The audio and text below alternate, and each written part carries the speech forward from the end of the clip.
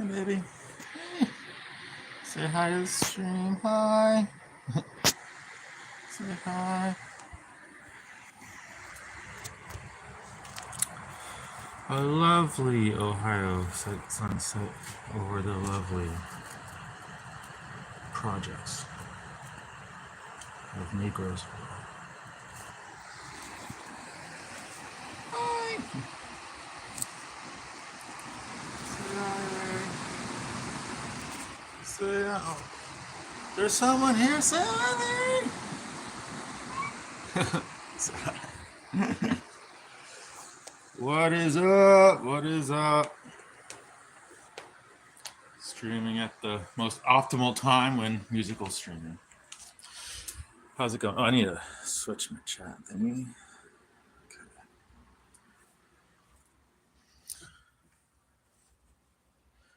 So, Sig, is that you in here? Because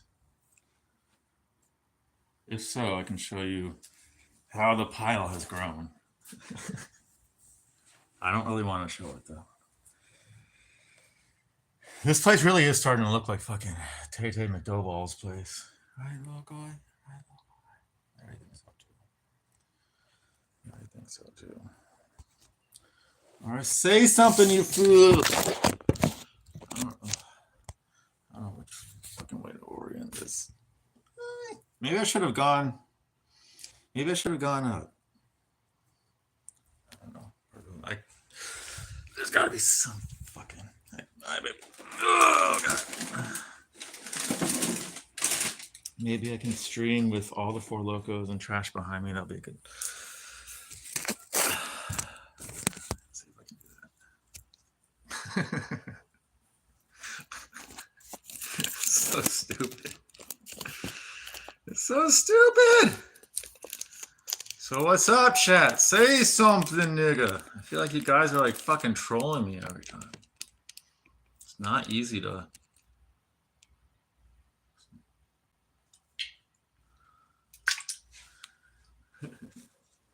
Clown Show owns me. What's up, Tom? How's it going? Okay, me and Clown Show are on good terms as far as I know, but sure. Clown Show... I can only take so much Clown Show these days. It seems like every time... I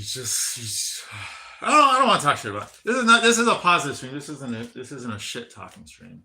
Fights for trash yesterday. No, fights were beyond trash, dude. Like, I knew it was gonna be bad. Like most of my Tapology picks, I picked decision. Like you could just tell with the lineup that it wasn't gonna be good, but I didn't think it was gonna be that bad. Like, yeah, it was horrible, man. Like, what was even the best fight? Like, I can't, like, I guess Moreno Albazi? Is it true I'm Rigo's cousin? No, I'm not Rigo's cousin, dude. Am I Polish? Yes, I'm Polish. My last name's Nowicki, so very Polish. Actually, not very Polish. Only 25% Polish, but I inherited the last name and I inherited the nose. So yeah, I think with the way genetics works, even though I'm only like 25% Polish, somewhere around there, like it's expressed way more in my body. So I consider myself more Polish than I like German and Russian, even though I am percentage-wise more German and Russian. I know that. But yeah, are you guys still? Are you and Rigo music? Like, I haven't been watching musical stuff that much lately. I know he's live now. I'm only live because people were asking me to go live. I didn't want to compete with musical because I'm not going to win, so I'm not going to get good views while he's going live. But I don't know, musical. I will say this, and I will die on this hill. Musical went downhill when he banned Kelvrat. And he should unban Kelvrat. Like, I'm not asking for Sixel to come back, but Kelvrat needs to come back because he needs Kelvrat. There's like no funny people in his chat anymore. It's like it's Will Black Betty, and like that's it. Like you need You need hello, MMA Joey. How's it going, my friend? How's it going? I wanted to talk to you about something. Okay, so when I recommended can't find you can't okay MMA Joey, go to forloco.com, type in your zip code, and then it will tell you all the places that sell Four Loco, and you can filter by flavor and just go to gold, and it will tell you the nearest places that will sell Four Loco. There's no way that there isn't a Four Loco Gold within 5 miles of your place. There can't be, because I have like 4 or 5 places I can get them within like 5 miles. Like none of them are that close to me, but none of them are that far either.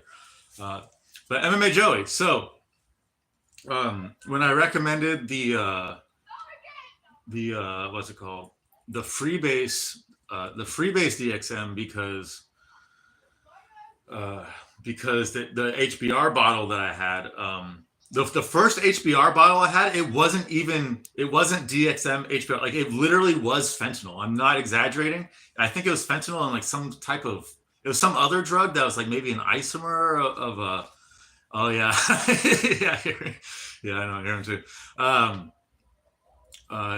Is it that good? I usually just mix Tito's with but I mean, it tastes like, if you've ever had a Jaeger bomb, Red Bull and Jägermeister, it tastes exactly like that. So I grew up on Jaeger bombs. So for me, it's like a throwback, and I just like the flavor. I really like the flavor of energy drinks, but I've never liked the feeling of energy drinks. So for me, it's perfect. So I get that flavor without all the caffeine, because I do not do good on caffeine. But anyway, so when I recommended that you get the Freebase version, that was because the first bottle that I tried, it was just some fucked up random shit. It was not DXM HBR. I know, because of the way that the HBR interacts with my skin. You know, that's what makes my dick a balloon. That's what makes my dick come out of the socket. So I threw that bottle away. But when I was done with the Freebase bottles, I still had another bottle of the HBR. So I've been using that lately. And that one was fine. So it was just like, I think it was just a one bottle, one-off thing that they just fucked up or something. But those are good. And I think I like the HBR better, because it lasts longer. The Freebase is stronger and it's very stimulating. Probably it might go better with meth. I'm not sure. But the HBR for me, it's nice because it lasts for, it's got legs. Like it's got like 24 hours at least. That's what I like about it. Was the first bottle from Robo Tablets? Yes, it was. Same company as Freebase. Yes. It was just the blue. It was the blue one instead of the green one. Same company. And because I got two of the HBR bottles. Last time I ordered, I got 2 HBR bottles and 2 Freebase bottles. Because I'm an addict, or I was an addict. I'm not really an addict anymore, I wouldn't say.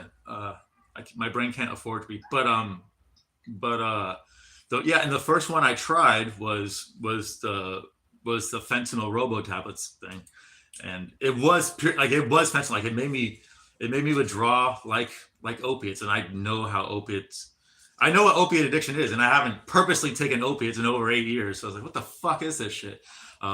So I stayed away from the second HBR bottle until I ran out of the Freebase stuff, and I was kind of scared to try it. So I just did a little, the Dollar Tree stuff, and it seemed fine. And I've just been doing more, and I'm like a third of the way through the bottle, and I haven't had any issues with it. So I recommend it just to get a difference. I think it's nice to have both the Freebase and the HBR version. And if you ever want your dick to become a balloon, if your skin reacts like how my skin reacts, you have to get the HBR version.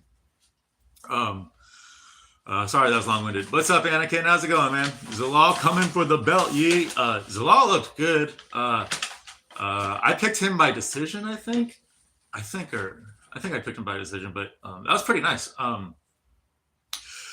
Zalal's looking really good. I want to see Zalal. I want to see Yusuf versus Yusuf. That's what I want to see. But if not, and I haven't seen anyone mention this, I want to see Zalal versus Bryce Mitchell. I think that would be a very interesting battle. Both guys are really good at submissions. I think Zalal probably beats Bryce Mitchell, honestly, but I want to see that. Those are the two matchups that I want to see for him next because yeah, he's looking fucking good. He's looking way better than his first go around in the UFC. So I'm guessing he probably took something.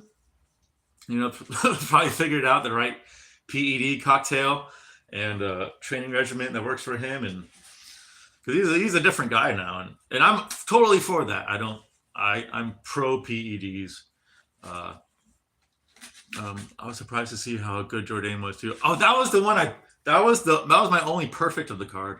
I called that right, and I knew when I saw that card announced, I could just see Jourdain catching him in a ghillie. I didn't picture the modified ghillie that he had, but I did picture him in a guillotine. I wish Tapology could have.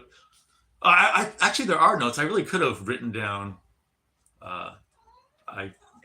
To prove it, but I really did. I swear to God, that was the one fight I got perfect, and I was inevitable to me with the way Henry tends to take. I can't talk right now. With the way Henry tends to shoot, and with how good Jourdain is at snatching those up, I just knew it was going to happen. How do you know when you've had a brain bleed? It's obvious, dude. It's obvious, dude. I had a small bursting sensation in my head when I took 300 to 400 milligrams, but I didn't know if I was just imagining it. Yeah, it feels like a bursting sensation. I'll say it again. For me, it felt like something popped, like a lesion formed or something popped in my brain, and like everything got scrambled. Like for like 3 seconds, like my vision and everything just got scrambled. It was like I was a fucking cyborg or something, and I literally felt like all the little cells in my body freaking out, like trying to correct course. Like, holy shit, you did a lot of damage. Holy shit, you did a lot of damage. So that's what happened to me. And then the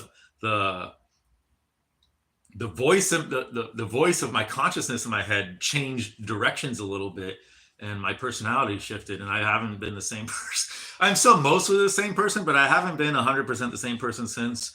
My memory's been so bad. Like half the time when I leave the house, like right when I'm leaving, like I just forget where I'm going, and it takes me a while to remember.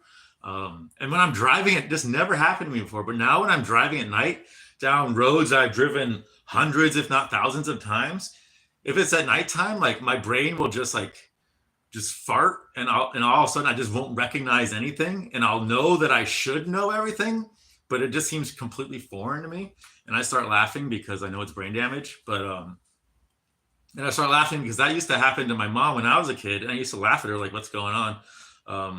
But she would freak out because she's a retard and didn't realize that she's stupid. I at least realize that I'm stupid when that happens, and then like a minute later, like things start reorienting. But yeah, so after that moment, like my memory hasn't been the same. Like my really short-term memories is not good, and yeah, my ability to recognize things when I'm driving at night is not good anymore. But I wasn't really that surprised with Jourdain too, because Jourdain was always a small featherweight, and he's good. Larry says hi. He's good. Like he will never be like top 10. I don't see Jourdain ever being top 10 bantamweight, but I could see him getting the top like 14, 15 if they give him the right matchups and stuff. Like he is a good fighter, and he's a fun fighter, and I tend to pick him right. Like he's one guy I tend to pick right. One of the underdog picks I had was Romanov. Me too. I thought Romanov was easy. I had Romanov by first round KO though, but I thought that was an easy one because Nascimento sucks. Nascimento he's the most standard NPC heavyweight I think there is in terms of just like the way he looks and his build and how he fights and everything. So if you just have just the tiniest amount of skill in any department, you can beat a Nascimento, which is crazy because he's ranked like 14 or some shit like that. Like he's so bad. Like Romanov actually has some skill, you know, it's just he's a fat fucking mess of a human being. But he has skill. So I couldn't believe that Romanov was an underdog. And I was so pissed. I was going to hammer. Like my pick of the card was Derek Lewis chinning Deniz. I thought that was going to be an easy one. I looked at Deniz's last few fights, and he is slow as hell, and he swings like an idiot. Like and he swings like he's exactly the type of guy. And he hasn't been knocked out, so he doesn't have that fear of getting knocked out. He perfect matchup for Derek Lewis to get his 16th or 17th knockout. I was gonna put like most of my account on it, and then Derek gets sick. Yeah, he's fighting Tybura now. Yeah, I saw that, and that made me sad because I'm guessing Tybura is gonna be a relatively big favorite, and so there's no money to be made off it. So if Tybura is an underdog, then cool, then awesome, and then I'm definitely hammering Tybura. Deniz is not fucking good, dude. Like genuinely one of the least impressive heavyweights coming off the Contender Series, I would say. Like he's I was laughing at, I think it was his Contender Series fight. I was laughing like how I would laugh at Juliana Pena strike. It was that bad. He just got so lucky for his awesome night. He's not good. Like he's not good. I've been waiting to fade him this entire time. I'm pretty sure I picked him against Carl Williams. I'm pretty sure I did. And I picked him against Lane too, but I know he sucks. Like I'm just waiting. And Lewis was the perfect matchup, then the perfect time for it. There's no doubt in my mind that Lewis would have won if he went into that fight healthy, but I don't even know what's wrong with Derek, but this is like the second or third time he's when he just starts shocking niggas out the window. And I mean, I don't anymore, but before I had my brain bleed, before my personality changed, like if I would get angry, I would just scream. Like that was like the number one word I would scream. Just because like I just wanted confrontation, but I'm not angry anymore, so I don't feel the need to do that. Mark Andre needs to retire, dude. He just fought like a fucking retard. Mark Andre, like I can't believe how like he could have won that fight so easily. All he had to do was not fucking first off not trip over himself. And just get laid on for 4 minutes, and then when he gets up, like, why are you swinging? Like his advantage is dragging people into the deep water. I don't know why he just started swinging after Pyfer and just knocked him out in the first round. I don't understand. Like he looked worse than he ever did. I don't want to say he needs to retire because that's just one. Like something was off with him, whether it was his camp or something in the stars. If you are a Capricorn, if you're a Capricorn like me or a Labria, or there's something was going on with Mark Andre, and maybe he's old. And if he looks like that again in his next fight, absolutely. And if he fights like an idiot again in his next fight, absolutely. But I think you can give him one more Oreo commercial. Niggers! Oh shit! Oh, now Tom's gonna report this video probably. I don't really care though. But that was for you, MMA Joey. So yeah, I do recommend DXM. I'm gonna turn the light on because it's getting kind of dark. I don't like fucking daylight savings time.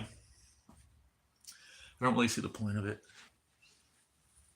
All right, talk you niggas. You niggas wanted me to go live competing against Musical. Got Magny versus Protez. Oh my god, dude. Magny versus like I don't think there's a chance in hell Magny wins. I don't think Protez is stupid enough. Magny doesn't beat anyone anymore. Magny doesn't have the ability to beat anyone.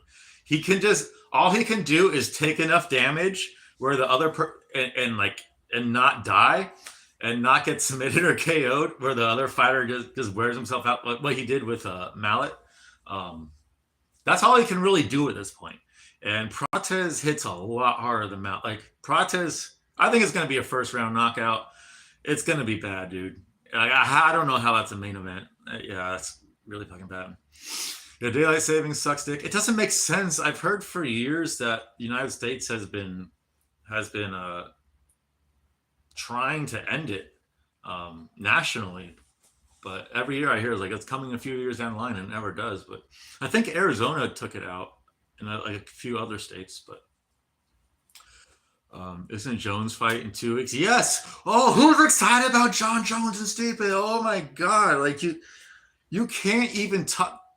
Like I'm a little bit excited just to see Stipe and John back, just for nostalgia's sake. I will say that, but there's nothing to talk about in the lead up to this fight because they're both so far past their prime, and we haven't seen them in so long. We have no idea what version, like what we're gonna see out of Stipe and what we're gonna see out of Jones. But prime Stipe, in my opinion, at the very least, gives Jones his toughest test. But I think prime Stipe is the perfect counter for someone like Jones in a fair fight.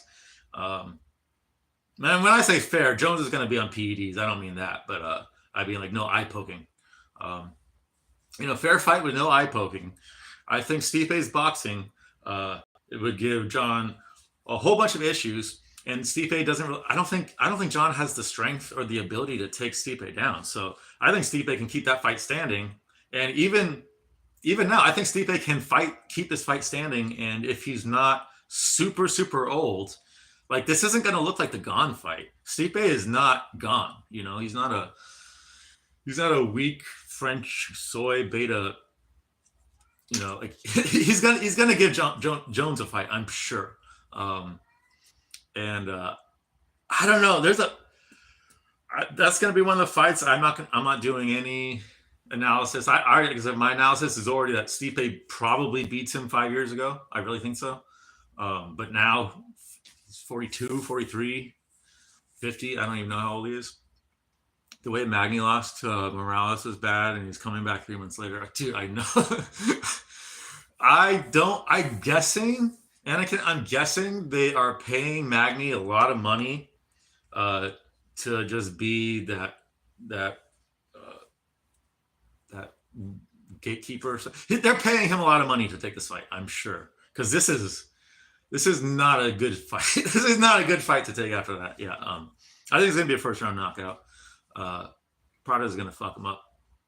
Jones will win versus Stipe, then retire happily after. But what if Stipe wins? I don't know. Like when you actually analyze the X's and O's, Stipe has a really good chance to win. But he's just coming off for like I don't know. I'm gonna pick Jones. I know I'm gonna pick Jones, but that fight, a hate watch for me. Definitely rooting for Stipe to fuck Jones up. That would be hilarious, dude. After all the glazing that Dana did, with two men go into a room, only one man comes out, and that's John Jones. With all that fucking nonsense, if a fucking 43-year-old Stipe just like knocks him out in the first round or something, that'd be so fucking hysterical. But I haven't even seen Stipe. Like I at least want to see how Stipe looks without his shirt. I want to see what he's weighing at. I want to see, like, I haven't looked at his training. I haven't looked at anything, dude. I want to see how he's speaking. I want to see how much CTE has caught up with him over the last 4 years after being knocked out by Ngannou.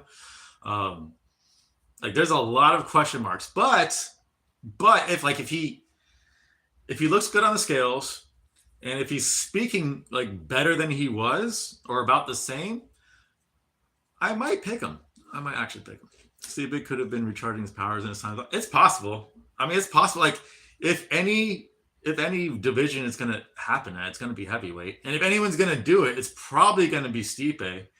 He's a fucking firefighter, so he's never going to be out of shape. If Stipe wins, he has to take the Aspinall fight. I don't know if he's stupid enough to do that, though. Like I've said this before, but line up Stipe, John Jones, and Ngannou back to back to back, and Aspinall finishes them all in succession, first round, first round, first round. No doubt in my mind. Like he takes Stipe down, subs him. He takes John down, subs him, and he takes Ngannou down, subs him. Easy. Like I don't think any of those guys have the speed or the athleticism alone to match Tom, let alone his skill level, which is above. Like there's just no it's not a hot take, I don't think, dude. Tom is that good, dude. I think Tom is one of the most impressive mixed martial artists I've ever seen. For me, it's like Tom and Ilya. Those are the two most, and Demetrius Johnson. I'd say Tom, Ilya, and Demetrius Johnson. But Demetrius didn't really have power until like towards the end of his career, and even then, it wasn't like crazy. Like with Tom and Ilya, they're so fucking far ahead of their division that you can't even imagine anyone beating them for like the next 5 years at all. Like people wanting Pereira to move up against Tom, I think like the buildup would be cool, and it would be cool to see Tom just steal that aura, but that's all it would be. It would just be an aura jacking, and it wouldn't be fair to like Pereira's just so fucking slow now. We saw it in the Roundtree fight, and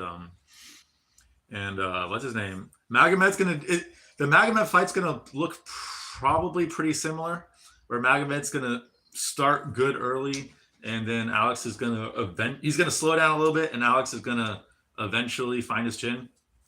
Because Alex just fights really smart now, but he's so fucking slow. It's gonna look exactly the same. So what the fuck is Alex gonna do versus Tom, who's bigger than him, whose grappling is at least 15, 20 years ahead, at least.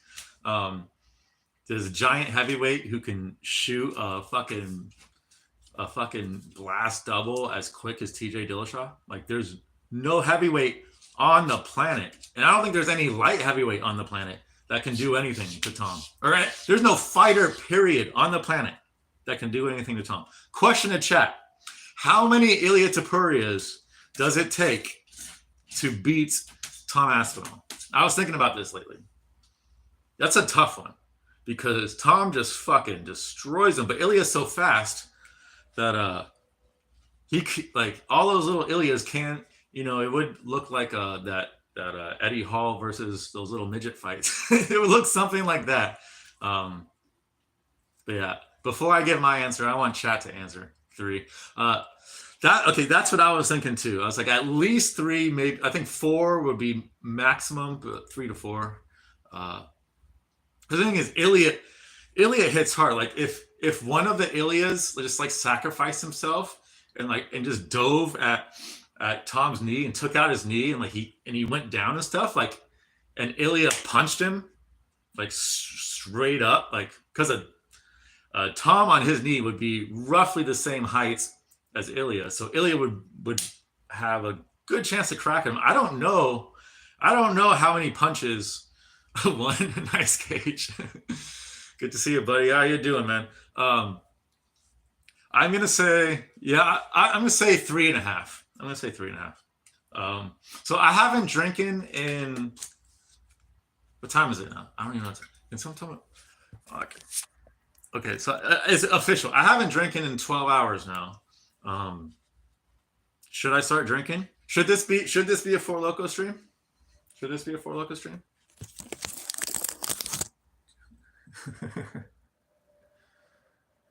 The damage. See, I'm not ashamed of the Four Lokos. I am ashamed of the food and shit, like the old food and old candy shit. Like that's AT level fucking bullshit, And that's only a few weeks. Like this place was clean. I know this place was clean around my birthday. That was only 2 weeks ago. Drink. Okay, I think I'm gonna have to. There's only a little bit left in here, but I have another one in the fridge. Yeah, MMA Joey, you got to try one of these. It's the only Four Loco. I have one left in the fridge, but I can always get more. Although it's kind of a drive. It sucks. Um, depending, like in the middle of the day, it's like a 15-minute drive for me to get Four Loco one way. But if I go early in the morning at night, it's like 5 minutes. Uh, they're not good when they're not cold and they're not carbonated and they've been sitting out. I'm just gonna get one right now because it is not good. But oh god. Right. And then do you want to see? And I'm not even gonna show that. It's even worse out there. I gotta feed Larry too, right? Gotta feed Larry too. Okay, hold on. Hold on. Here you go, buddy. Hold on a second. Gotta feed Larry.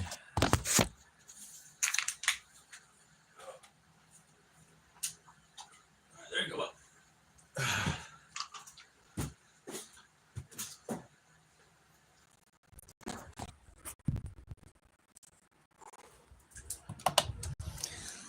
I don't know how much I'm actually going to be able to drink. I was cutting back for like a good week. I was only drinking like half a Loco a day, like in the morning. And then and then because I cut back, I was able to handle it more. And so because I was able to handle it more, I've been drinking a lot again. A vicious cycle. I'm definitely pretty crazy addicted to alcohol this time. Like once it's been like, it's usually like 13, 14 hours. Like I start feeling the withdrawals, and after like 20 hours, I'm like, holy shit. But I don't think alcohol withdrawals last that long, especially for the amount of time I've been drinking. So should be all right. I don't know. Oh, it's so much better. Yeah, I recommend to find it. Go to fourloco.com.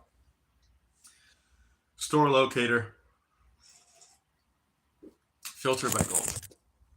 Oh, so it tastes like. Still kind of tastes like ass. I don't know if I can do this. My body is telling me to fucking not fucking do this shit. It's really bad.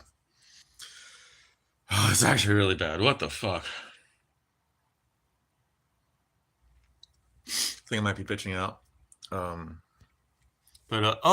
Joey, like 3 days ago, for the first time since the first time I took Phenibut and DXM together, and I think I took that.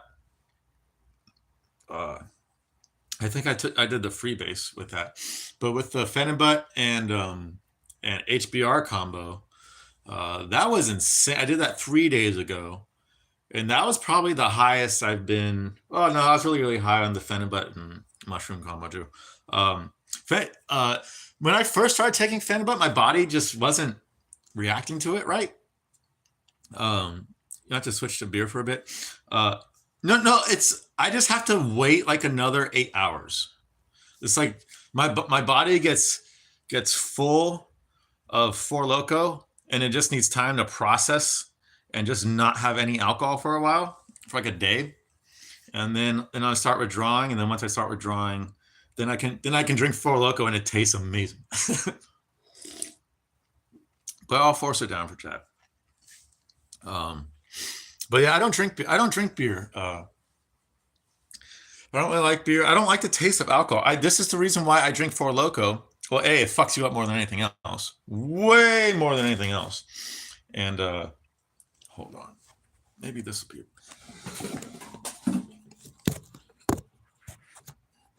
better.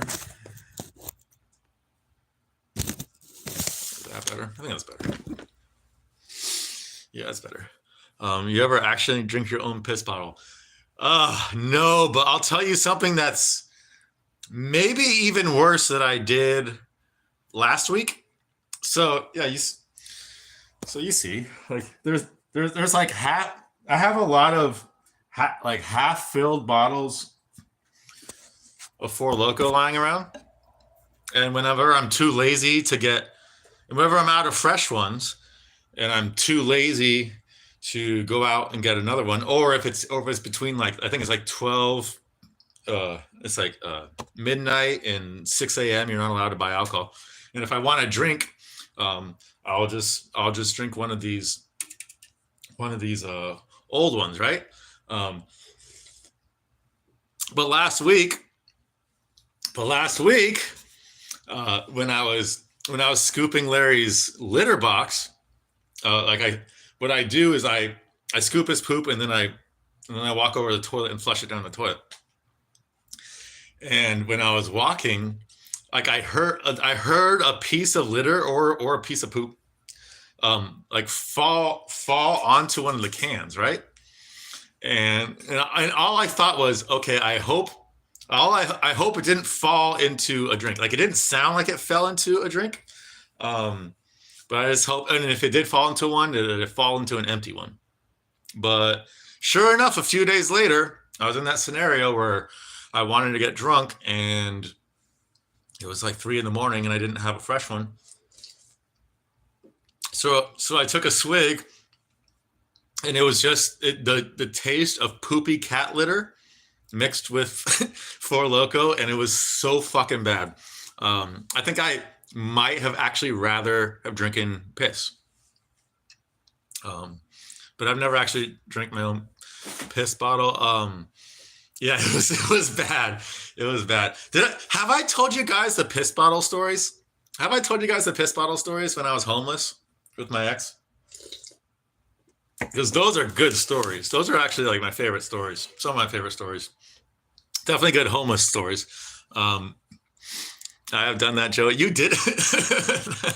Took a big swig while he was drunk. Oh shit, dude. So did you talk to that chick you stalk? What chick? I don't know who you're talking about. I don't think I don't talk about girls I like to stream. I don't think. I think you're just trying to troll me, Tom, but I hope you're doing good. Yeah, you had to whore them in the trailer. Yeah, but I had to whore them in the trailer, but so I was in this trailer for like 9 months, and I think in the first couple of months we didn't use piss bottles, but it was so annoying to go to a bathroom every single time, or find a place to pee every time. So we started using pee bottles. So I'd say there's about a 6-month period, roughly, give or take, in a small 18-foot 1972 Dodge Sportsman vacationer trailer. I think it was like 112 or 115 pee bottles, most of them like gallon jugs, but Stephanie's pee bottles, they weren't like, let's see if like, she can't pee in something like this, this is like way too small a thing. So she would go to Walmart and get these like the large Tupperware things and pee in those. So we had maybe like 20 of those and 80 of mine, because she didn't really drink that much and she was always dehydrated. And I think so one of hers turned brown, and three of my pee bottles, no joke, turned completely black. Absolutely completely black. Like it looked like a Mountain Dew Code Black or Code Purple, whatever the Mountain Dew Code Black it's so purple that it's black, or so green that it's black. It looked like that. And when which story should I tell first? Well, I'll tell about how those pee bottles. So the first place I was storing the pee bottles was under the bed. And as it was warming up, and in the wintertime, it wasn't a big deal, but as it was warming up, the pee, even though the bottles were closed tight, there was still like a little amount of pee condensations would come up because it would get so hot because we're in Southern California, and the bed cover was wood. So for like 3 or 4 months of heat, like basically pee fumes, unbeknownst to us, were coming up from the bottom.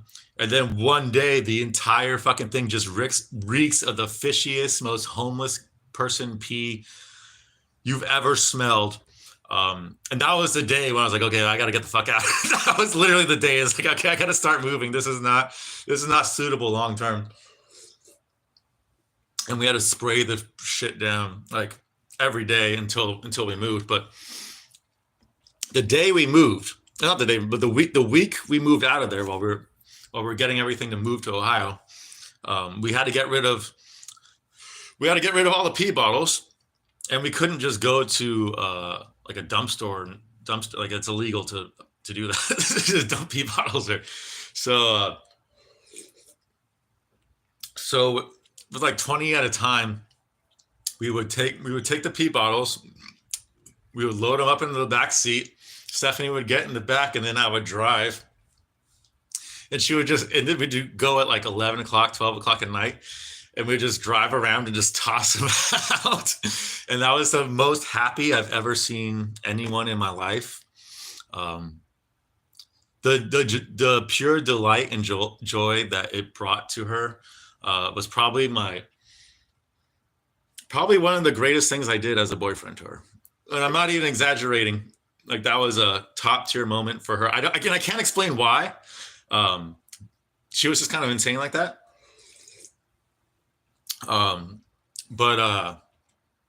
Yeah, I don't know if you guys will find that funny. It's one of those you kind of had to be there because she was just so fucking happy about it. Like, I've never seen a girl more happy about anything. So it was very absurd, and obviously it made me laugh because it was just an absurd thing to do. But before we were throwing, we had to, the first time we had to what's it called? Load them from the trailer into our car. Like one of my black gallons, it fell and it got on me. And I freaked out, and Stephanie started laughing, and then I very stupidly sprayed it on her, and we had a little bit of a black urine fight. And honestly, props to her. It would have been an all-out black urine fight if she didn't calm it down, because I was ready to go all out. I was just so sick of fucking being homeless. I was so sick of California. I just wanted to be done and out. I didn't want to do any of it. And having my own fucking rancid black urine on me. Of course, that's the one that falls on me. But yeah, credit to her for not freaking out, because I would have freaked out if she did that to me for sure. That's like one of the few times she didn't actually freak out, where she probably should have. Let's see, other stories. I don't know. What you guys want me to talk about? Heroin story? Should I tell a story about when I overdosed? I don't think that's a good story, but like, I don't really talk about that much because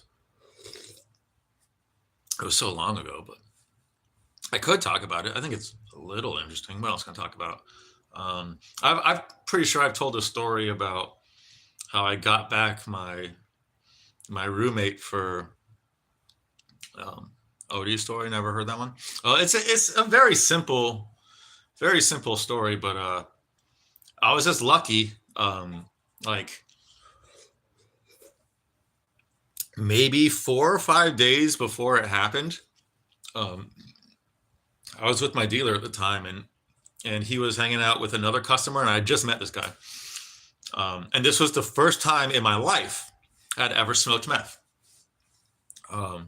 Because he had it on him, and he's like, "Yeah, you should."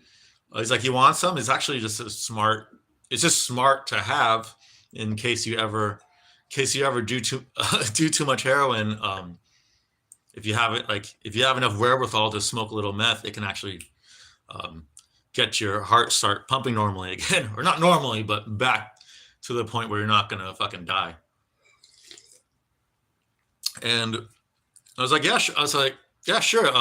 And to be honest, when I was smoking with him, I was so, I remember I was like 4 days into withdrawal and I couldn't even feel it. Like I couldn't even feel it. I was like, this is meth. I was like, what the hell? Like it did nothing to me at all.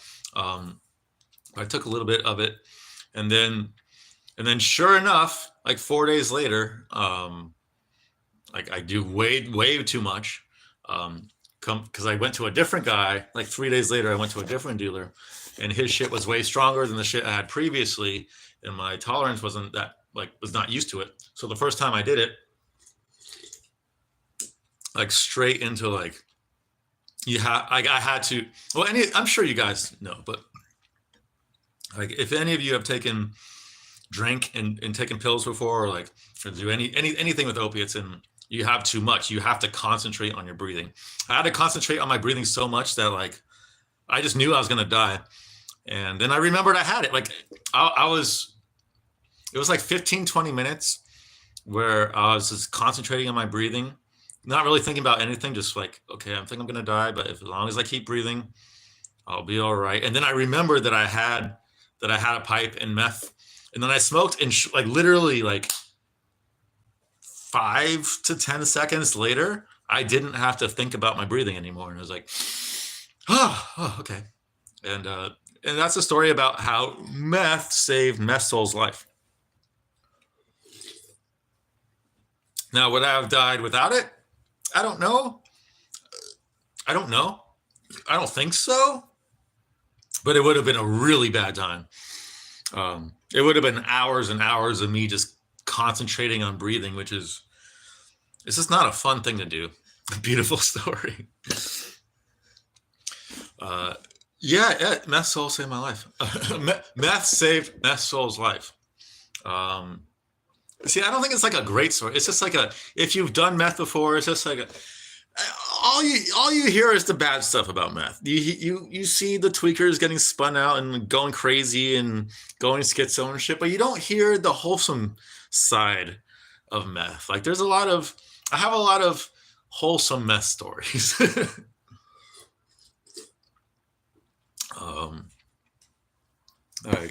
Like how me and my ex, we used to snort lines, and she had this tiny little bed.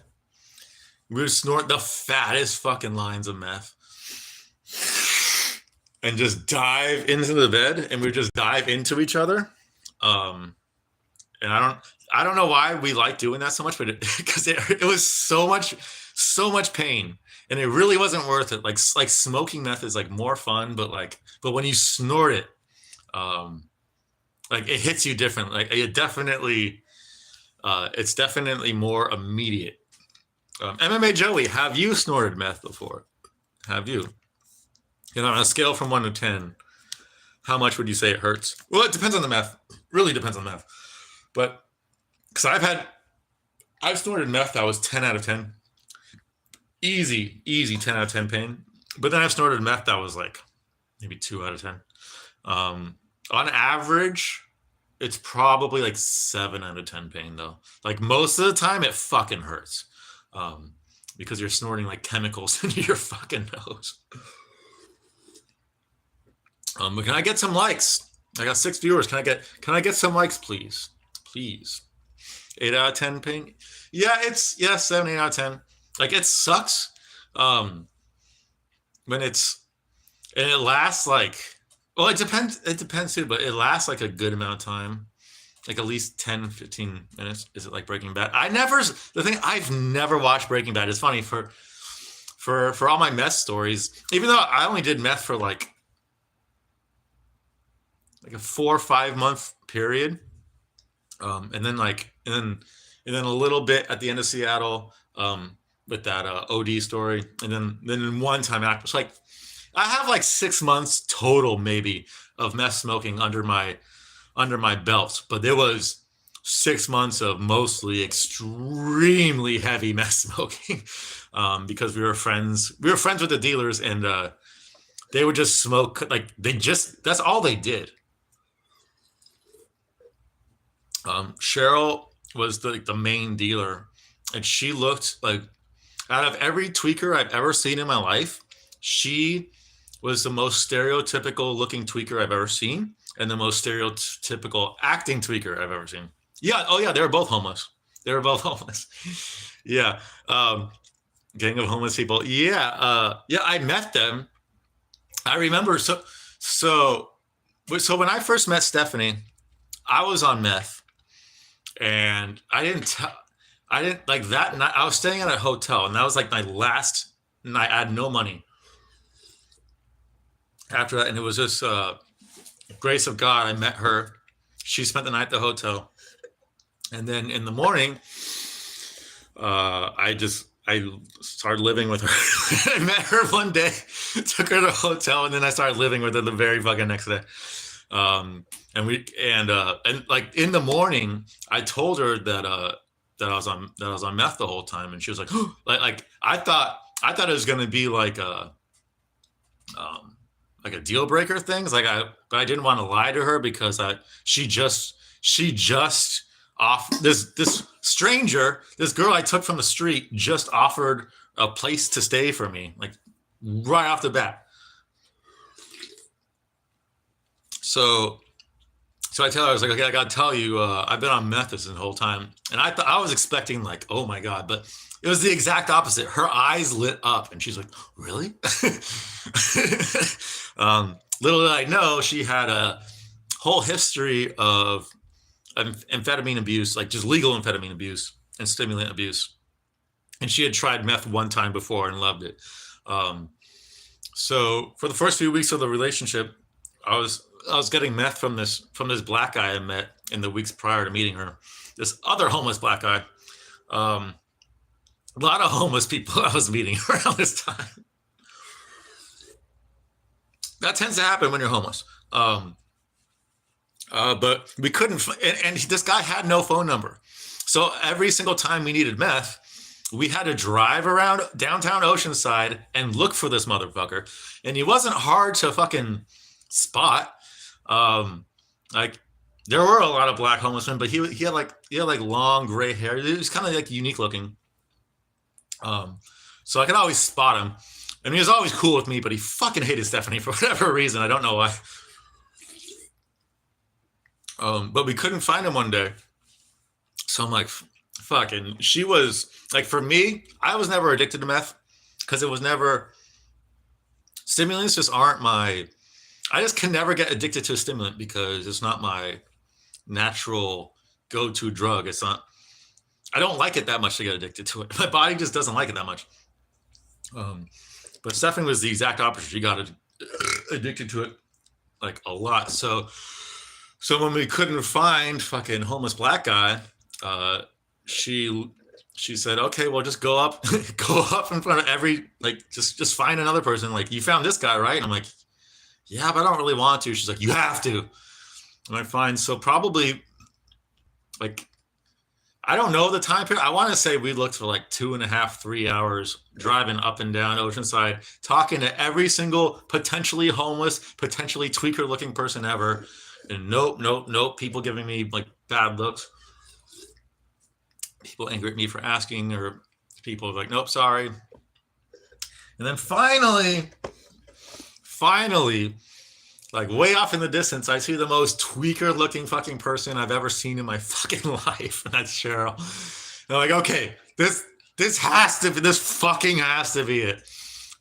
So I go up to Cheryl and John, and they were suspicious of me because I didn't look like a tweaker.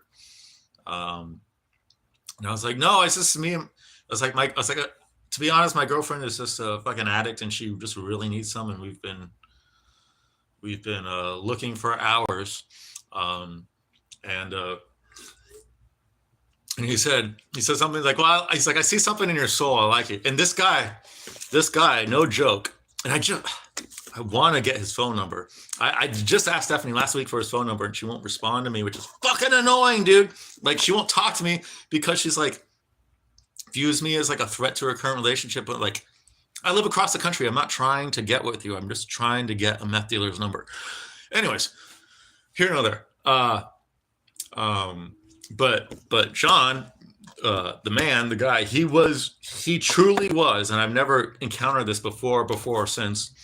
He was my future self, like worst case scenario. If I was a tweaker for 40 years, I wonder if Stephanie still looks back on this. I think she does, dude. I think she does. I'm pretty sure she does.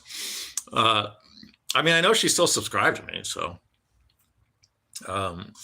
probably. But I mean, here's the thing about Stephanie. It's like our relationship was so fucking wild and crazy and fucked up, and like the ups were so crazy high and the downs were so crazy low that like I just know that the guy she's with now, like he seems like a good guy. Like, I don't have anything against him at all.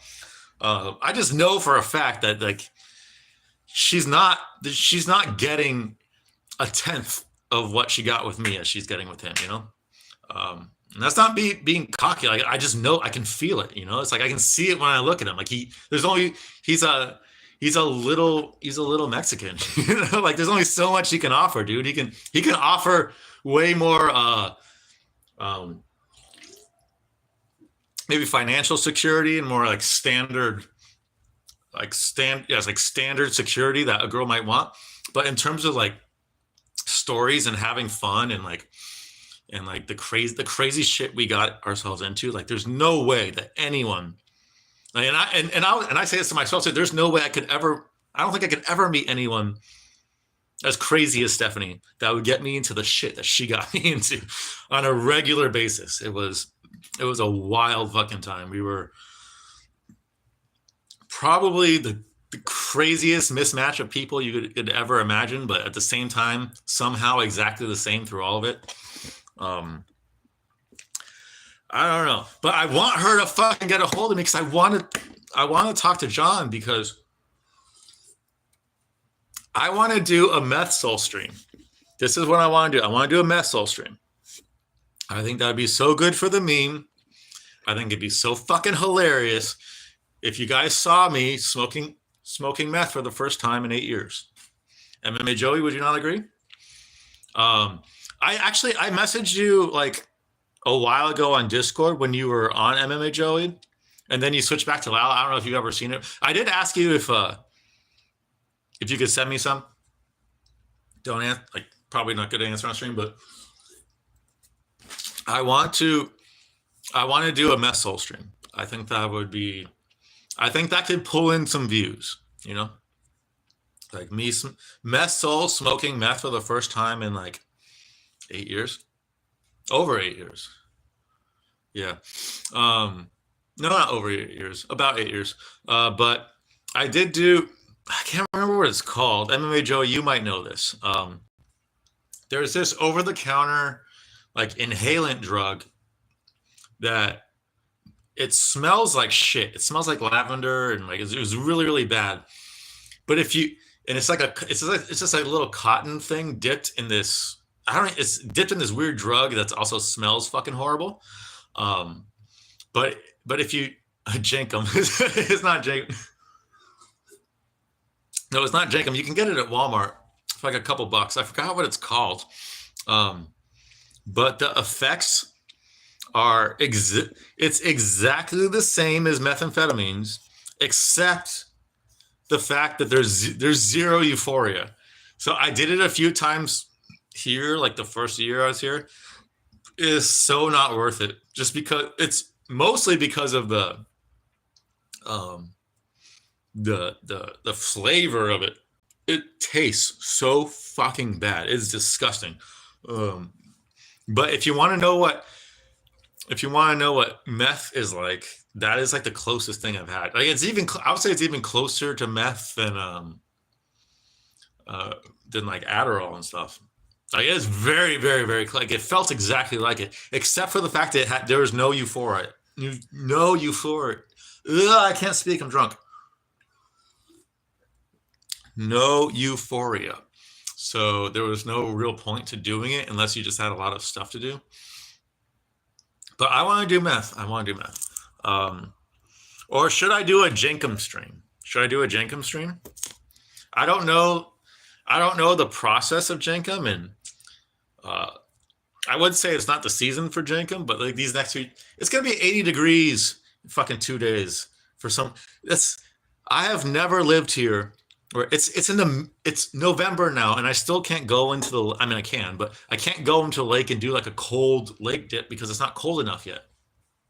It's like 65 degrees, 70 tomorrow, 80 the next day. Crazy. It's never been like this before. So that's just me ranting. I forgot why.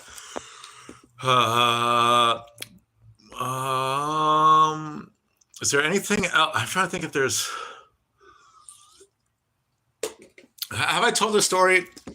Have I told the story about when Stephanie almost killed me? When Stephanie put a knife to my throat for fucking frozen yogurt. Don't do Jenkem the fuck. Okay, but I hear Jenkem fucks you up, dude. I don't know. No, let's hear it. Okay. So I would say the first like 3 or 4 months of our relationship, we would smoke meth or snort meth. It's I actually hear that Jenkem is fucking good. If any of you guys can get a hold of some Chrissy Jenkem for me, I would 100% do some Chrissy Jenkem. Stomaching my own Jenkem seems like hard, but Chrissy Jenkem seems like fucking like she's built for that shit with like all the fucking dark she rips and all the fucking probably McDonald's she eats and all the beer she drinks. You know, like her Jenkem is fucking, you know, it's potent. Although mine probably potent too with all the Four Locos, to be fair. But anyways, the first 3 or 4 thoughts on Rigo copying Heel Mike. I don't know who Heel Mike is, so I can't give my thoughts on it. Okay, but I will give my thoughts. I will give my thoughts on you and you guys and musical and like your obsession with Rigo, which is really, really gay. Like, yeah, Rigo's creepy. Is it really necessary to like focus your entire fucking Discord on like hating one guy? Like it's really lame. It's really fucking lame. I don't understand. Like if you hate Rigo, don't watch Rigo. You know what I'm saying? He's a lolcow. But you guys aren't lolling. That's the thing, Tom. Okay, I agree that he can be a lolcow, but you guys aren't lolling. Like it lost its funniness a long time ago. Like the entire, I couldn't watch the entire musical made about him because there wasn't humor. It's more just like, I don't know. It's Red Bar without the humor. That's what it seems like to me. Suda Tom is Jiru? Is he? No, Suda Tom is Tom, I thought. I don't know.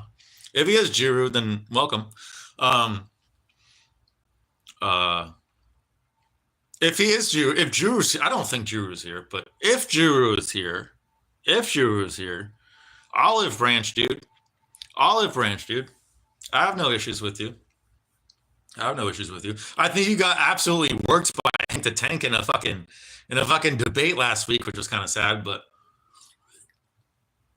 which is crazy because you're on the side of reason and right, so it shouldn't be that hard to fucking destroy him. But Hank has way, way, way better debating skills than Jiru, unfortunately.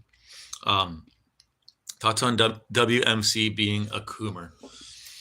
So, yeah, you guys all hate WMC. I have not seen anything personally. So I haven't even really been in those streams lately. Like, I'm not. Ever since musical banned Kelrat, like that, you can't deny this, Tom. You cannot deny this. Ever since musical banned Kelrat, that Discord that he's in has gone to shit. Like you guys only focus on Rigo now. Like there's very little stuff that's actually just focused on memeing and humor, and that's the whole reason why I'm fucking in Jerusalem. It's just for the lols. That's it. It's not for like obsessively hating one human being. I just think that's weird. I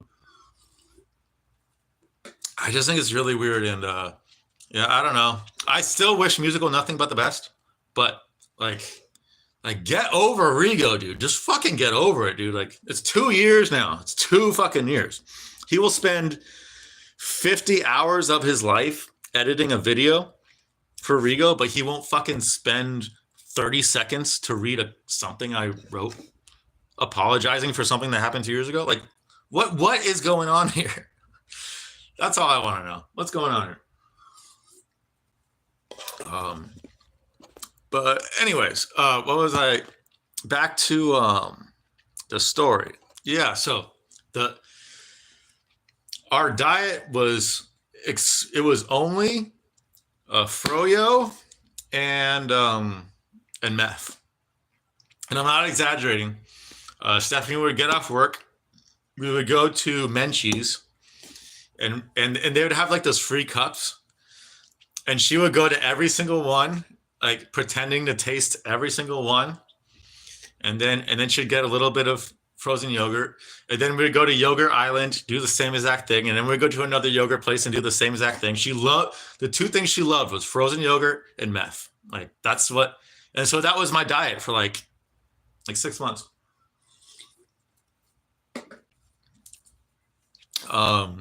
And one day we went to a Menchie's, and they had a sale on like old yogurt. They had like these giant tubs for like $5 or something. So she got one and I got one, and she always liked the flavored stuff, like the fruit, like the cotton candy, fruity stuff, like anything with a lot of sugar. And I was the exact opposite. I liked only plain yogurt, and then I would put like certain toppings on it. Like I'd put fruit toppings on it, like kiwi or strawberry or something. But I liked the non-plain, no sugar added yogurt, and she liked the really, really sugary add, like 2 completely things. And she did not like my yogurt at all. We go home, she eats the entire thing immediately. And when I say immediately, I mean immediately. She was bulimic, so it was not a stretch for her to do that at all. I ate maybe 1/10 of mine, and I put it back in the freezer, and she immediately starts digging in mine. I'm like, Steph, I don't like, please, can like, you ate all of yours, and this was probably like 1.5 pounds, 2 pounds with her fucking froyo. I'm like, can you please leave some for me? You don't even like this flavor. You don't like plain. Like, this is for me, please. And she kept eating it. And so I grabbed it from her because I wanted my fucking froyo. Like, that's all we fucking lived on. And then she got a kitchen knife, and we were spun out of our fucking minds. But like, this is not just 2 sober people fighting. These is 2 tweakers fighting who have been awake for at least 3 days at this point, at least. And she puts a fucking knife to my throat, and she says, "Give me the fucking yogurt right now." I'm like, fuck. And in my mind, like, I know she's not actually going to do it. I knew she wasn't going to actually purposely slash my throat, but she was a very clumsy person, and on speed, and I was on speed. I just felt like any sudden movement, like there was a chance that I was going to get off accidentally, like a 20% chance. So I was like, fine. So I just gave her the fucking frozen yogurt. And that moment is like, that's what seeded the violence in our relationship, because in my mind, I was like, okay, you're going to get away with that for now, but you're not getting away with that forever. Next time you get uppity, I'm going to be ready. Yeah. And that was the only relationship I ever put a hand. That's the only time I ever put my hands on a woman. I choked her out. Oh my God. I can't tell you how many times I choked her out, both sexually and like in a fighting sense, but I dozens of times. She loved it. Like, that was like one of her favorite things.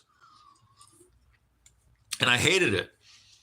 I did not enjoy choking her out, but it was the only thing. When she got too crazy, I learned it's like, okay, I can fight this woman who's bigger than me, stronger than me at the time.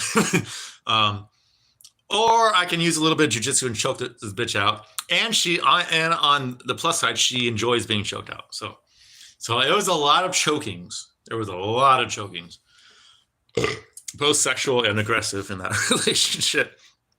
She gonna your fro just to throw it up. Exactly, MMA Bison. That was the thing because that was she ate her entire yogurt and she already threw it up, and now she's coming for mine. That was the whole thing. That was the whole issue. I was like, Stephanie, what the fuck? This is my sustenance. Like this is all I fucking consume these days besides meth. Like, let me have my fucking froyo, please. But yeah, you don't argue with a crazy bitch with a knife who's on meth. Like, I mean, maybe you do, but I didn't have a death wish at the time. I've never really had a death wish, although sometimes I act like it. But I would say at that moment, I was probably there's been a couple times in my life I've been really, really close to death where I'm not exaggerating, I could fucking smell death. I could fucking smell it. Like when you're close to death, when you're actually close to death, because of the choices you make, your perception is way, way, way, way, way fucking different. And you're always thinking about death. It's always fucking on your mind because it's right there. It's fucking looming. Like if you make one more bad mistake, you're dead. You're fucking dead. I only experienced that one time in my life, but it's an action. Death has an actual scent. It really does. And ever since then, like a giant fucking Junos, when someone's close to death around me, like a stranger, I can literally smell it on them. And I think I've told this story of when this old lady named L-Shape died. And I remember the moment she died, and there was an ambulance because she lived in like the other building there. And I told Stephanie, I said, L-Shape died. I know she died. And she didn't believe me. And then like a few months later, we found out that was L-Shape that actually died. But I can actually smell it. But yeah, don't ever date a girl with an eating disorder. It is way worse than dating a drug addict. Because with a girl with an eating disorder, food is their drug. Like, and how they control it is their drug. And you need quantum entanglement. Exactly. Like, yeah, everything's connected. And my death sense has always just been really strong. Like if there's one thing I know for sure, it's like I have no, like anyone that's like I've been close to in my life, I know for a fact, like if they died, I would know immediately. Because that's what happened when my dad died.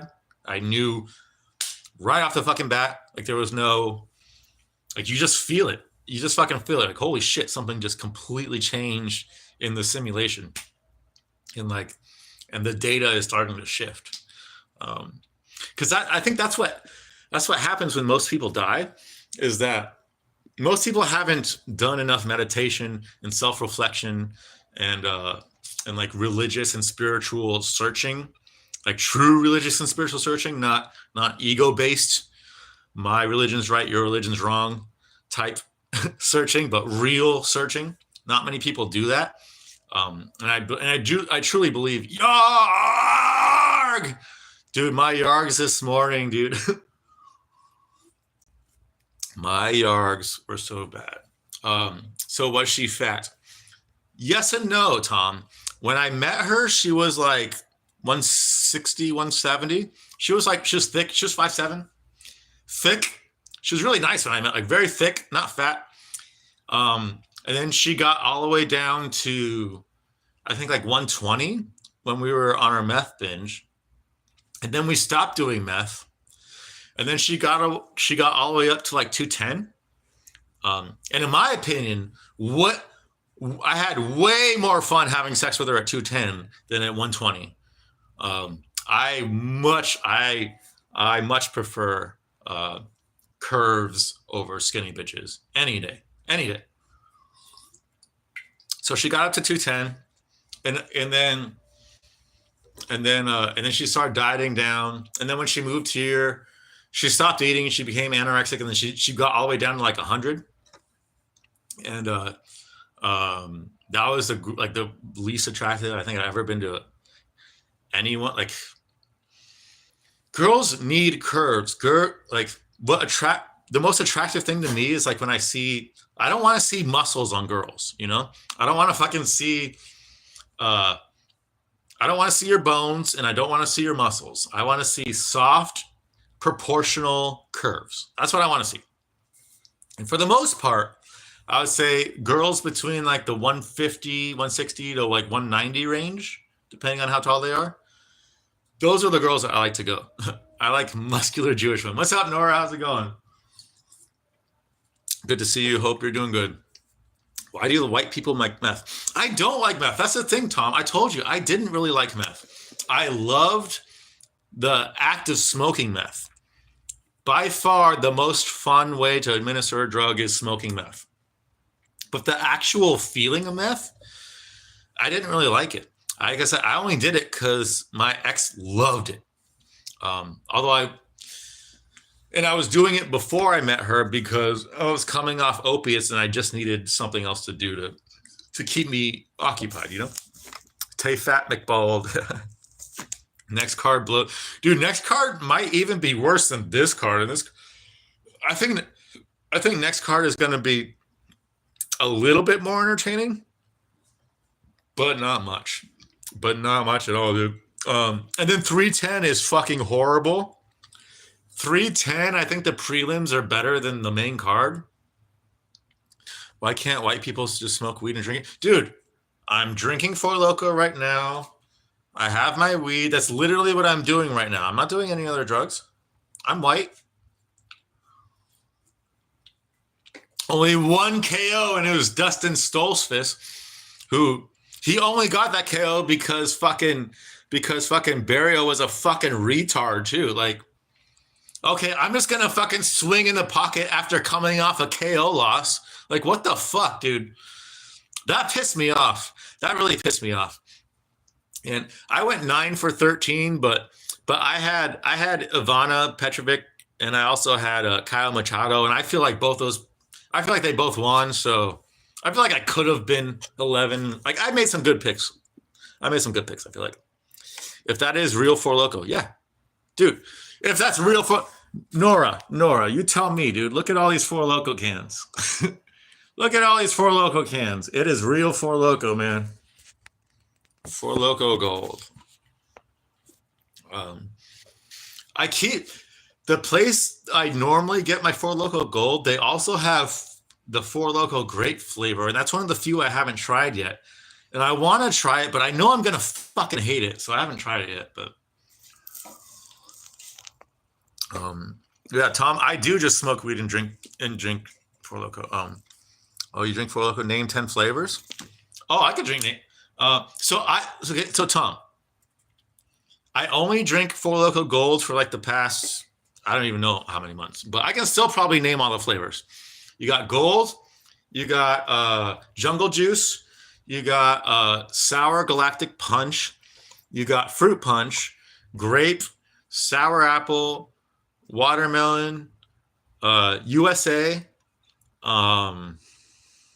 That's 8. Four Loko Frost. I haven't had Four Loko Frost. I have not had Four Loko Frost. I haven't seen that. Peach. I haven't said peach yet, right? Four Loko Peach tastes exactly like liquefied peach rings. That one's probably my second favorite behind Gold. What else? That's close enough. That's 9. That's close enough. I'm sure I could think of another one. Camo. There's a camo one. Four Loko camo. So I'm pretty good. I'm pretty good with my Four Loko. Then you are Boston. Those are like finding unicorns. No. Oh, so maybe in so Nora, maybe it's different in Thailand, but here, so Four Loko used to be super, super popular, and then they took it off the market. Because it used to be caffeine and alcohol, and too many kids were dying from it. So they took out the alcohol, and then they released it back to the market, and then they took it off again, and they released a new line of better tasting Four Lokos, and these taste a lot better. So these do not have caffeine in them. No, this tastes exactly like a Red Bull and what's it called? Jägermeister, a Jaeger bomb. That's what it tastes like. But there's no caffeine at all. So I think it tastes really good. Like I can barely taste the alcohol in it, so that's why I drink it. He didn't think Dustin do that. Dustin do what? He didn't think Dustin. Who didn't think Dustin do what? I don't know. I'm drunk, so I might need some. Clarification on things. Thoughts on Guru's Jungle Fever? It's. I don't believe. I still don't. If Guru still says he hasn't kissed a girl, but he's had sex. He claims he's had sex. Like I don't know what his body count says, but I think I think the last time I heard him say he had like the amount of times he said something like 8 to 10 or something like that. It's like you can't have sex with 8 to 10 girls and not kiss them unless they're all fucking hookers. You know, like that just doesn't make sense. So I just don't. I don't care about Guru's sex life. I just hope that he gets one soon because it's not good to have all that pent up sexual aggression. It's just not. Let's see. Have you tried MD 2020? I've never heard of that. I don't know what that is. No, I have not. You literally have a heap of cans on the floor behind you. So what's to prove, huh? I'm just saying. Yeah, I'm saying like I'm not proving anything. I'm just saying like my life is that retarded right now, and I'm that much of a lol cow where I'm just drinking Four Loko Gold all day. I'm not proving anything. That's not a flex. That's a look how embarrassingly stupid my life is. I used to pound fruit punch Four Lokos while playing Doom. Fruit punch is not that good, dude. I'm not a fan of fruit punch. This is 10 times better than fruit punch. 10 times better. I like Monkey App over video games, to be honest. I've been going to Monkey App and seeing all these black people. What's Monkey? A Monkey App? Wait, is that slang for something? I have no idea what Monkey App is. You don't have to prove anything, yeah, just because there's a podcast. I'm not proving anything, dude. I'm not trying to prove anything. I'm just saying I've drank a lot of Four Lokos in the last 7 months. That's all I'm saying. I think I remember Guru said he was trolling about the kissless things, but no, he wasn't though. Like, I just know I'm sure he said that after, but I don't know. Maybe. I don't know. He strikes me as a virgin. And if not, like he says himself, he doesn't go outside. Like how do you have sex with anyone if you don't go outside? He says himself that he doesn't have face-to-face interactions with other people. How are you ever going to get laid under those scenarios? You're not going to. Like, you have to go out. You have to put yourself in the fire. You have to put yourself in scenarios you probably don't want to put yourself into. If you want to get results that most people don't get. Thoughts on Fight Fairy being 6'2"? Dude, I don't care about Fight Fairy at all. The only thing I know about Fight Fairy, I saw Gnome Chad's video on her like months ago. I saw like the first part of it, but it was just I just didn't care. I genuinely just she doesn't interest me at all. Oh, so she's a girl and she covers MMA? I don't care. I don't need women in MMA combined. I don't. All I need is Luciana Andrade as the only ring girl, and that's the only overlap of women in MMA that I need is Luciana Andrade ring girl. Every other ring girl can fuck off, and yeah, that's it. Monkey App is an app where Sneeko goes on there and gets banned for talking to the kids. I skip the kids and talk with the blacks in America. Why are you talking with the... I live next to blacks in America. There's not... I don't know why I don't understand why you'd want to talk to them. Live app with a lot of black people like to use, which is super ironic. That seems like a psyop of some sort. I think you would like Monkey App, Sixel. You can pound locos and talk to random people. So is it like Omegle or something? Are you? Yeah, dude. Well, I don't know why. Yeah, why would you want to? I'm just. I live next to so many of them, Tom. I live next to so many of them. I don't know why you would go out of the way to talk to one of them. I just don't know why. I don't care. You can sit. You can paint me as a racist. I don't care. I don't care. Everyone's racist. Just don't talk to kids. I get bored and homesick, dude. You get homesick for Cleveland. Cleveland is. It's not great here, dude. It is really not good here. There now, not only are there tons of darks, but there's tons of illegal immigrants because Biden and Kamala Harris has unloaded thousands and thousands and thousands and thousands of illegals into our states so that Ohio can vote blue. So it's worse now. It's worse now than it was just a year ago. It really sucks. I got sick of talking to old English guys from Liverpool and the local watering hole here. I can't even understand people from Liverpool or most people from England, for that matter. Yeah, it's like Omegle but for super ghetto people. Yeah, dude. Like, why would I do that? If I want to talk to black people, all I have to do is walk outside. Like, I talk to black people all the time. I don't need to. I guess if you live in Thailand and like there are no black people, sure. But when you live in Cleveland, you don't need to. I don't think you need a monkey app. Cleveland is a real life monkey app. Farts bellowing. Dude, my farts were last night were probably the worst farts I've had in maybe a year. Like, I could not stop farting. And then this morning I pooped for an hour straight, just yarging, just nonstop. And then I haven't had a fart since. So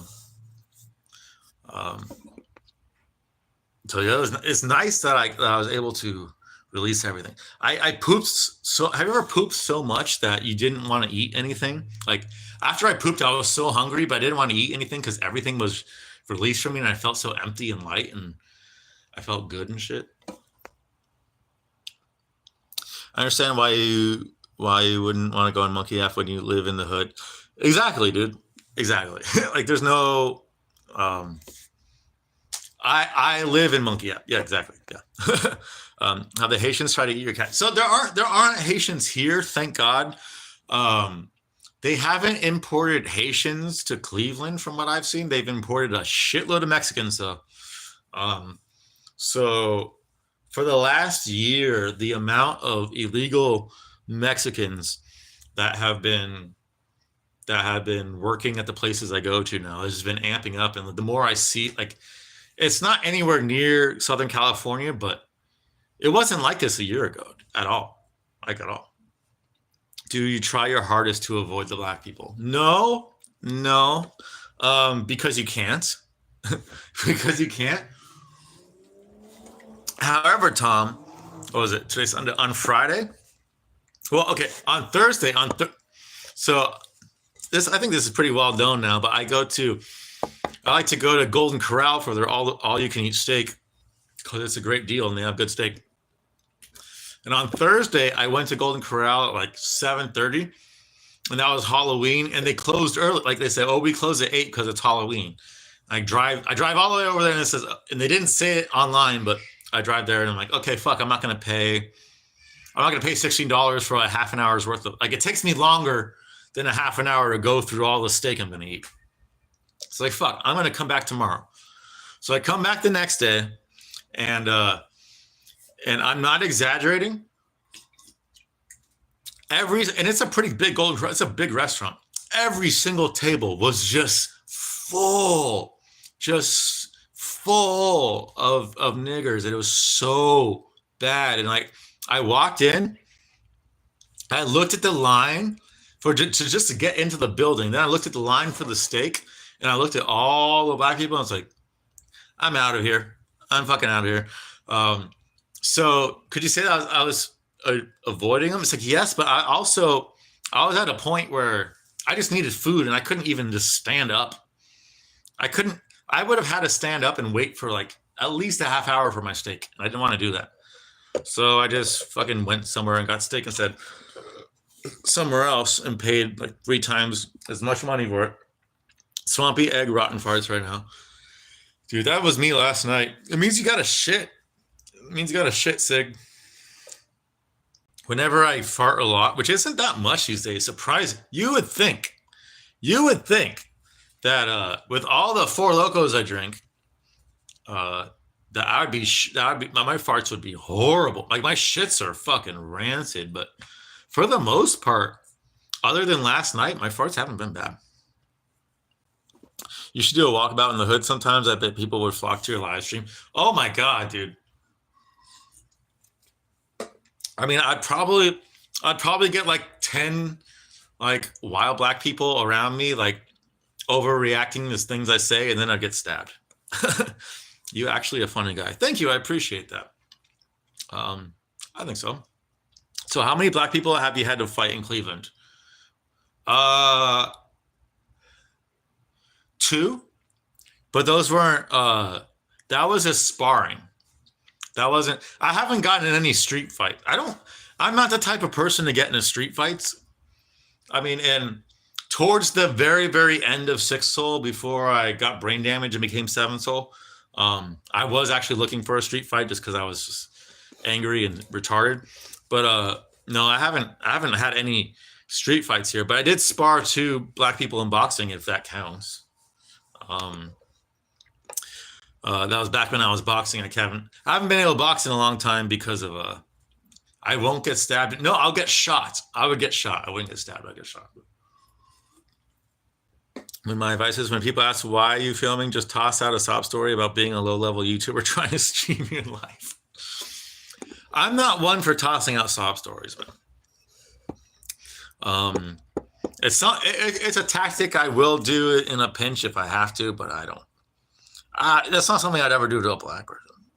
What's the best fighting style to use against black people? I mean, if you have a rope, if there's a rope in a tree nearby, that's probably your best bet. You gotta fight them like Aspinall Man because they lean way back and shit. That is actually true. They do like to lean back. Oh, dude, they would definitely try to steal my phone. But that's all they do. So, like,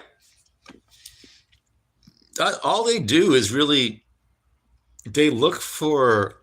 So I'm not really. I got a big ass honker, but I'm not really a honky ass looking white guy. So I haven't had issues. Like I don't look like a weak person you can take advantage of. You know. Thank God, because I actually am probably in this state. I probably am kind of a weak person you could probably take advantage of, but I don't really look like it.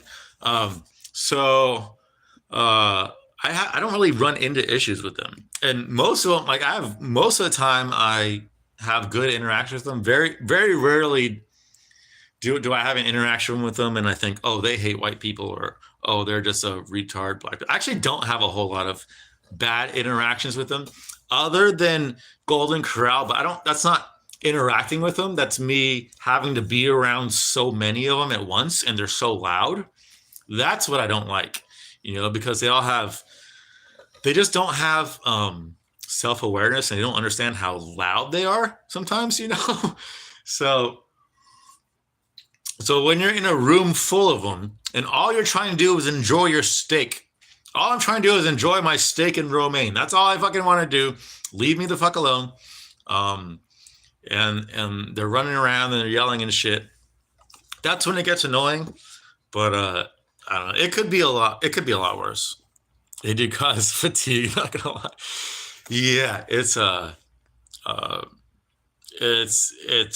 it's very fatiguing. It's like my social battery drains really, really quickly whenever there's multiple of them in the area. That's for sure. Just because they're so loud, and I know they're not thinking of me. They're not, they're not like a normal human being. Like, oh, what would this guy think of me acting like? No, they're just doing what they saw some other monkey do. Blacks know if they kill random white guys, they get football numbers. Unless a white person is actually a game member. And in the game, if not, get a hard time. So like smart. Yeah, dude, I'm not the type of white they're gonna come after. I know, like they're just not. So, and if they're not, if you are not the type of white they're gonna come after, then you're gonna be cool. They're gonna have mostly normal interactions with them. It's just being around them. You know, it's just fucking being around them. Yeah. A black woman is speaking. Listen and learn. Oh God, I think middle-aged to older black women are probably the most draining to like, because they're so sure of themselves and like there is no like you can't tell them. They make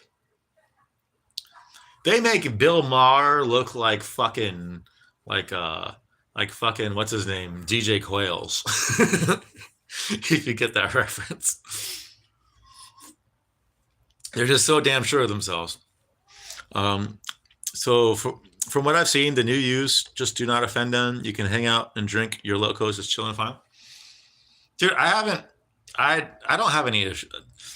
I have not, like I said, I don't carry myself like a person that would have issues with them.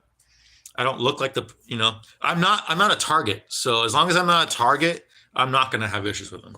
And when I say issues, I mean like one-on-one confrontations. I'm still going to be annoyed by them all the time, but that's just how it goes. So how often do you hear gunshots at night? Not that often, but there was this one time there was gunshots like right. It was literally right. Like it was close. Like it was the closest gunshots I've ever heard. It was right in the parking lot, right over here. And before the gunshots were sounding, I could hear it. It was just two groups of black people, and they were arguing over a fucking parking spot. They were arguing over a fucking parking spot, like, oh, I was here first, and blah blah blah. And it was like 5 minutes of this escalating, and I hear it because my window's open, and all of a sudden I hear shots, and when it's like those videos that you see, like whenever someone gets shot, their reaction of like, why'd you do that, man? That is always I started dying of laughter. Like this is the funniest fucking shit ever. Like, because that's the type of shit you see online, but I didn't actually see it, but I heard it. But like I was like, why'd you do that, man? And then you hear the girl like that was with the guy that got shot. It's like, what the fuck is wrong with you? What the fuck is wrong with you? And then you hear the guy like speeding off. It's like, how the hell? I don't know, man. Like, that's all fucking rap culture. You know what I mean? Like, rap has destroyed, because it's not just black people. It's so many white people too that listen to rap and like they're trying to be hard. Like, you're so hard that you're gonna shoot someone over a fucking parking spot now. Like, that's hilarious, but that's not hard. That's not hard at all. I mean, if you wanted to fight someone over a parking spot, fist, no weapons, maybe you can make an argument that that's hard. But to shoot someone over that shit, that's insane. I don't know. But it was so egregious and so hilarious that I just laughed. I wasn't gonna fucking call it blade. Like, I don't care. Like, that's just the type of shit that happens every night here. Really, every single night. So you're in the thick of it. Like, I'm in the projects, but I'm in like the projects I'm in is more the Ukrainian Indian projects where there are black people, but it's like 20%, 25%. And the Ukrainian immigrants are probably 15%, and the Indians are probably 15%. So it's not like where I'm at, it's not a ton of just only blacks. If it was just that, there would be a lot more gunshots, that's for sure. This is so real for 2024. Just don't argue with people over super stuff and you can avoid the problems. Yeah, I kind of like the new rule. Have you met any skinheads in Ohio? I mean, I've met racist people who are bald in Ohio. I don't know if I'd call them skinheads per se, but I've definitely met racist people who are bald. Actually, one of my neighbors. So I was just talking to my next door neighbor recently, She's a middle-aged woman, white, but she's friends with this black guy who sometimes comes over, and he's cool. I haven't had any issues with him, but there's this guy. She was telling me about this old guy that I haven't had issues, but he always looks at me fucking funny, and I think it's just because of my big nose and he thinks I'm a Jew. But like, she said that he saw them like walking up one time, and like he literally like went up to him, was like, "Oh, so you're one of those people," which is kind of a crazy thing to do in 2024 to like actively go up. But he like, I never got the vibe that this guy was racist. Like, I'm also white and he's white. He just seemed like an angry person. But this guy actually like went up to my neighbor, who's like a helpless middle-aged woman, and like and said that, Larry, it's okay, buddy. And said that, oh, you're one of those people, because I guess he thought she was dating him or something. But it's legendary. I don't know. I think it's fucked. Like, I think that's fucked up, dude. Like I'm not a fan of any group of people other than my own, but I'm not gonna go out of my way to like make someone's life less good. That I'm not gonna like, make comments like that's pretty crazy, you know.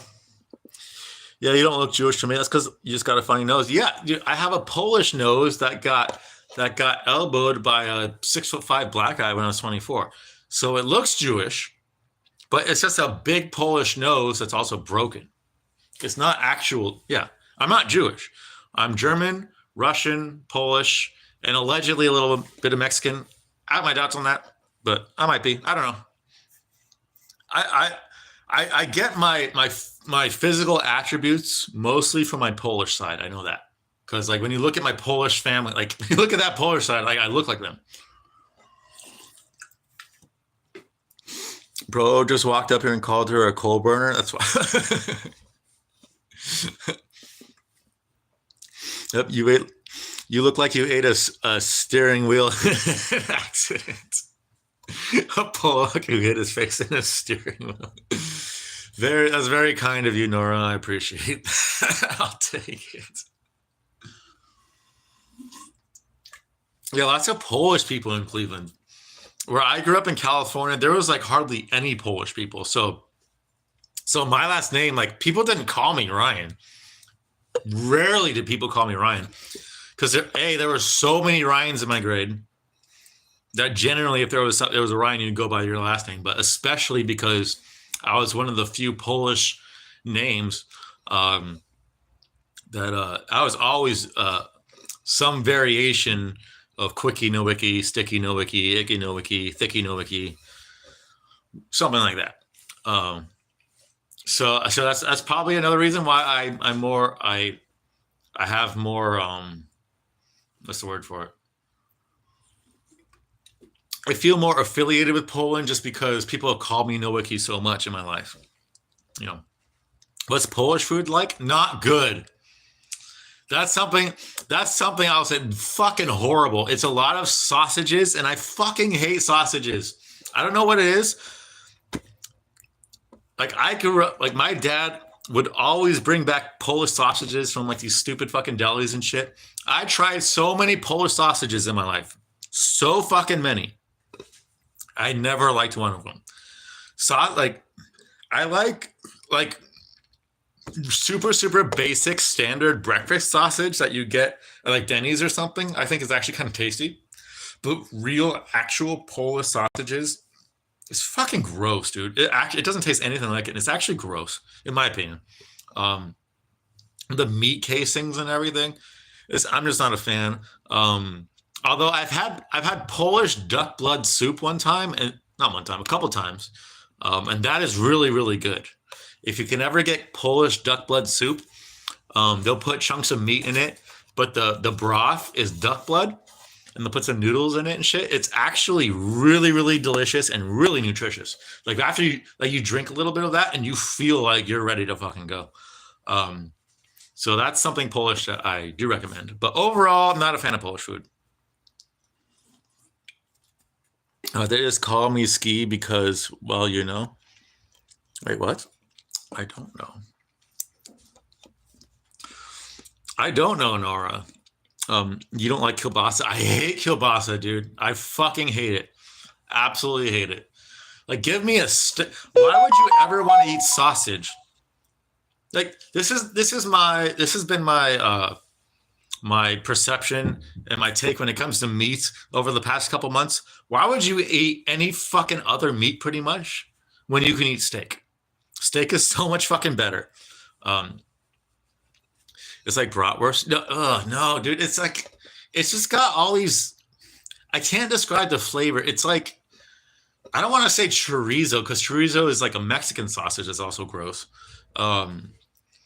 There's just something about I don't even know what they do to sausage to make it taste like sausage. I don't know. I know they add peppers and spices and shit, but whatever is the shit they add to the meat, to me, just removes the flavor. I like the taste of. I fucking love meat. I love steak. I love beef and pork and shit. I like the way that shit tastes by itself. You don't need to add much to it. And sausage, there's just too many other flavors, I feel like, with sausage in it. I don't know. I've never liked it. I've never been a fan. And I have it in my genetics to be a fan, and I still don't like it. And I was raised on it, and I still don't like it. You don't know why they would call me Ski. I have no idea. Nora, I have no idea. No, I don't. I really don't. And I don't know who they is. Topurio is a chorizo.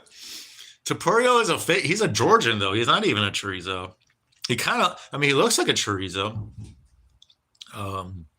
Topurio is not losing in featherweight for the next, I don't know. Anyone who thinks Volk or the winner of Volk and Diego Lopez, the winner of that, their thanks is getting chinned by Topuria. 100%. There is no chance either of those guys. I guess Diego Lopez has a 1% chance. He's got a puncher's chance because he's so wild, and he's got the athleticism in the frame to maybe do something in the first round. But dude, like, Topuria's defense is way too on point, and Lopez's defense is way too non-existent for Lopez to win that matchup. You know what I'm saying? Like, this is not going to fucking happen. And I think Lopez has the best chance. He's got the best chance to do it, and it's like a 2% chance at best. So you don't like hot dogs? I do like hot dogs, but hot dogs, Thomas, hot dogs are different. So I don't love hot dogs, but I did just have hot dogs a few days ago. So like I said, with standard hot dogs and standard sausages that you would get at Denny's and shit, that stuff I do actually like. But that's nothing like that doesn't taste any like a regular hot dog you would get at Sheetz or whatever. That doesn't taste anything like a Polish sausage at all. Like, at all. Patty fucking called him a fucking sausage lad. I don't. Patty still being delusional and saying that he would finish Ilya is, I mean, he's a fighter. He has to be delusional, you know. But like, I don't know how like, just watching that objectively, Ilya's head movement is like the best I've ever fucking seen in MMA. Patty's head movement, some of the most non-existent I've ever seen in the lower weight divisions ever. And I love Patty. I'm a big Patty fan. But that alone, I don't know how you can look at yourself, look at Ilya and be like, yeah, I'm going to come out of that exchange on top, because you're never going to. You're bigger than him, but so what, dude? Like, Ilya hits like a fucking truck. Like, Ilya hits way harder than Patty. Oh, I would love to see Patty versus Ilya, but Ilya is smoking him. Ilya is chinning that fucker in one round. I'm sure of it. I am absolutely sure of it. Unless Patty takes a really slow approach, which he generally doesn't. Like, he's an exciting fighter. I think Patty's going to go in guns a-blazing and get his ass kicked if he goes against Ilya. Like, he can't. He doesn't have ground game. It's kind of hard to say because Patty is a really, really good grappler, and so is Ilya. And we haven't seen a whole bunch of Ilya's grappling in the UFC, but But allegedly, Ilya's grappling is better than his striking. And if that's true, then everyone's fucked. Then fucking everyone's fucked. Ilya versus Islam will happen. That's what I want to see, man. Ilya's the only one that has a chance to beat him, I think. I don't like who's maybe Arman can beat him, but who gives a fuck about Arman? Like Arman's just one of those guys. He's like a Bilal where I don't care. I just genuinely don't care if he becomes champ. Like Bilal's champion right now. I don't really, in my mind, I don't really think, oh, Bilal's champion right now. I think, oh, we have a placeholder as the champion right now. We're just waiting for JDM or Shavkat to take that from him. So and I kind of feel that way with anyone who would challenge Islam at lightweight right now. Ilya's the only one that would have a chance, and I would still favor Islam for sure. But Ilya can do it. Like Ilya actually has the skill set to do it. So I want to see that fight too. Well, when my most recent ancestor immigrated from Prussia, my name was spelled Kujinsky or something like that. So eventually ski is just gotcha. Like what is that paternal side? My dad's side? Nowicki's on my dad's side. So yeah, grew up Nowicki. So Polish sausage is like super herby. Yeah, super herby. Yeah, it's like there's a lot of strange I don't know what they are. It's like maybe it's oregano, or maybe there's some other. To me, Polish sausage is over seasoned ground meat, and I'd much rather have unseasoned, not ground meat, just cooked perfectly.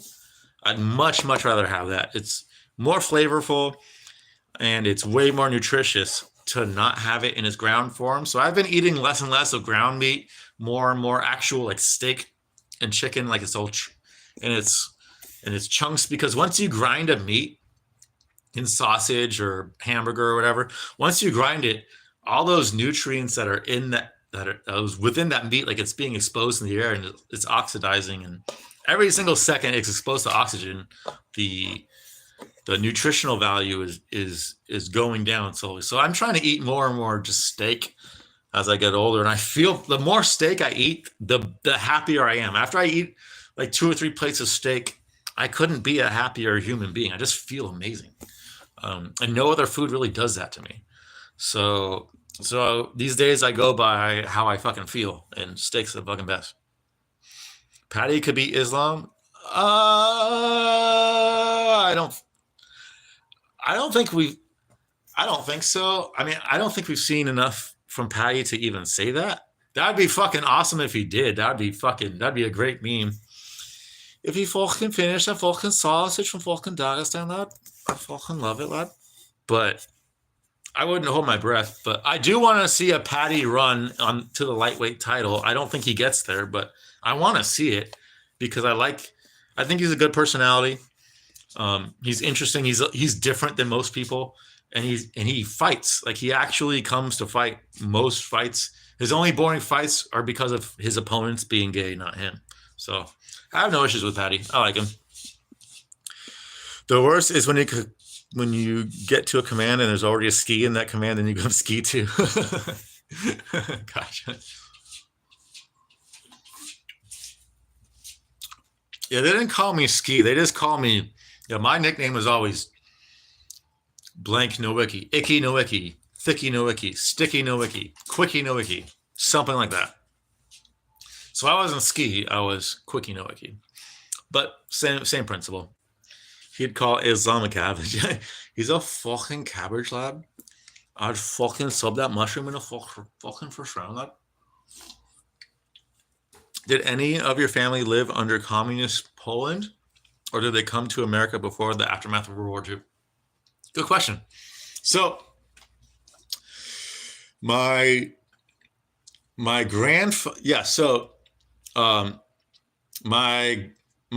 grandparents, my granddad's parents, they moved to Boston, and I believe it was under communist Poland. And so my granddad, he was first generation American, born in Boston. And he fought in World War II. And during World War II, they sent him off to Berlin. And Berlin is where my grandma was. And because she was a German citizen.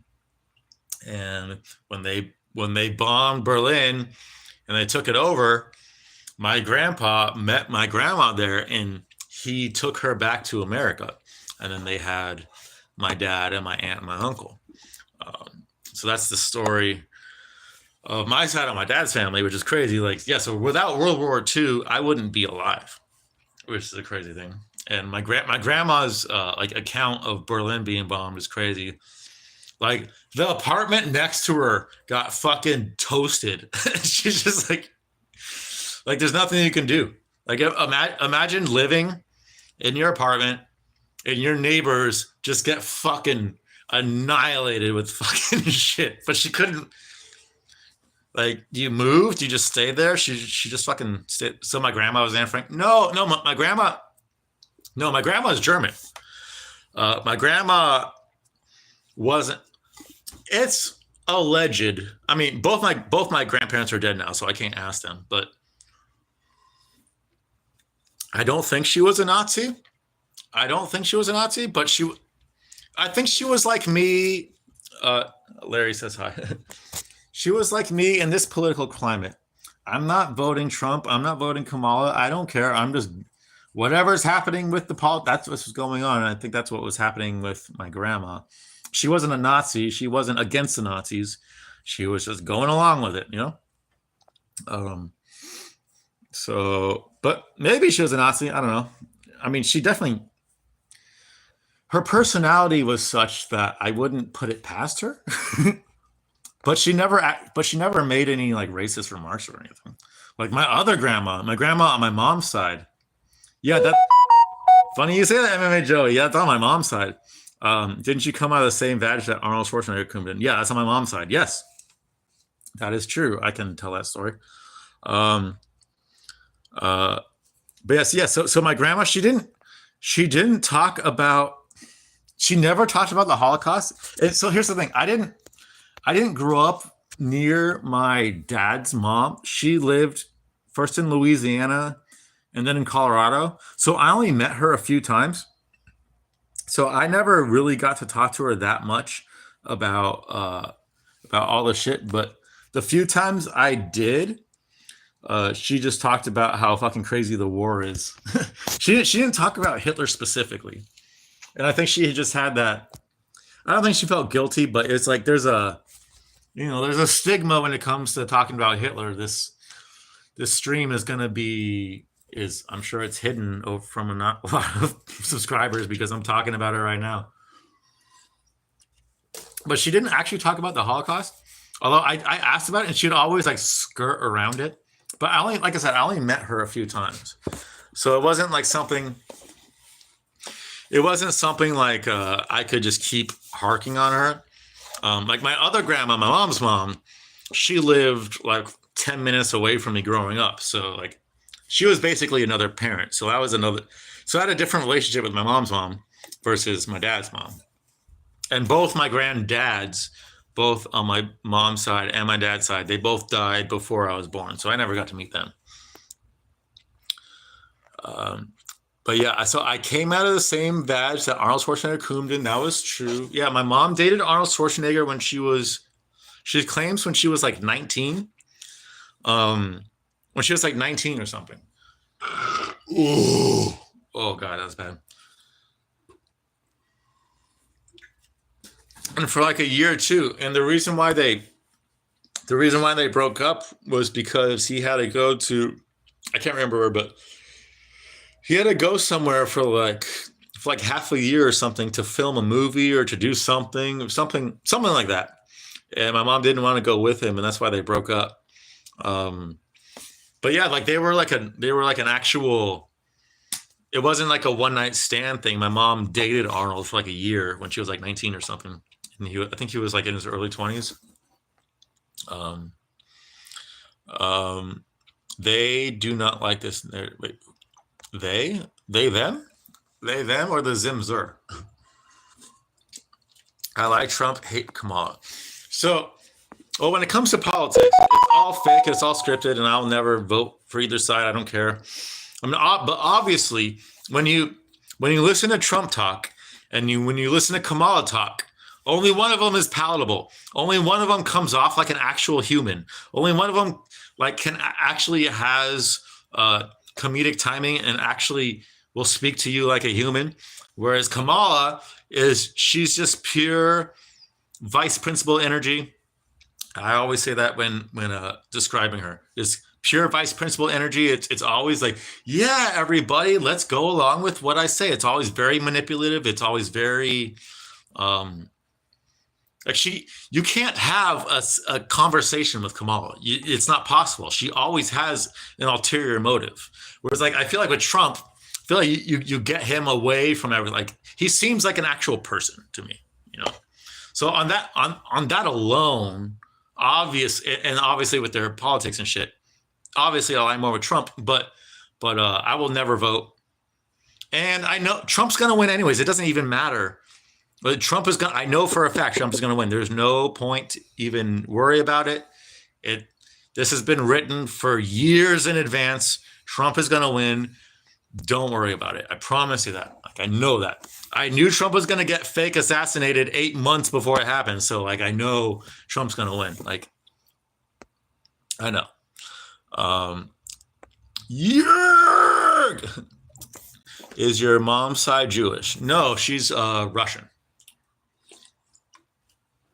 My mom's side is almost completely Russian, as far as I know, but I haven't done a 23andMe, and I don't think I ever would. Trump's gonna do. MMA Bison, I'm telling you, is gonna win. You want to bet? MMA Bison, do you want to bet? I don't have much money right now, but you want to bet? I will bet whatever you want to put up. Trump is gonna win. I know this. Like I said, because I knew Trump was gonna get assassinated, or fake assassinated. I knew that.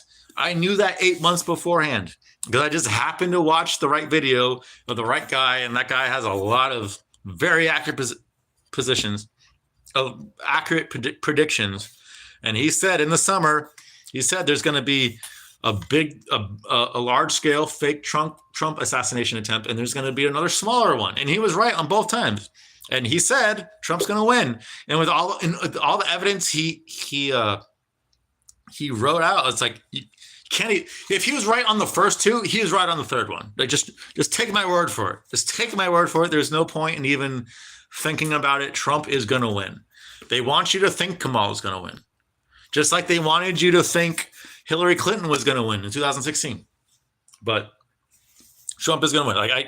It's staged. It's faked. I'll send you $5 if Trump wins. Okay, awesome. I'll send you $5 if Kamala wins. That's fair. But I know Trump is going to win. I just know.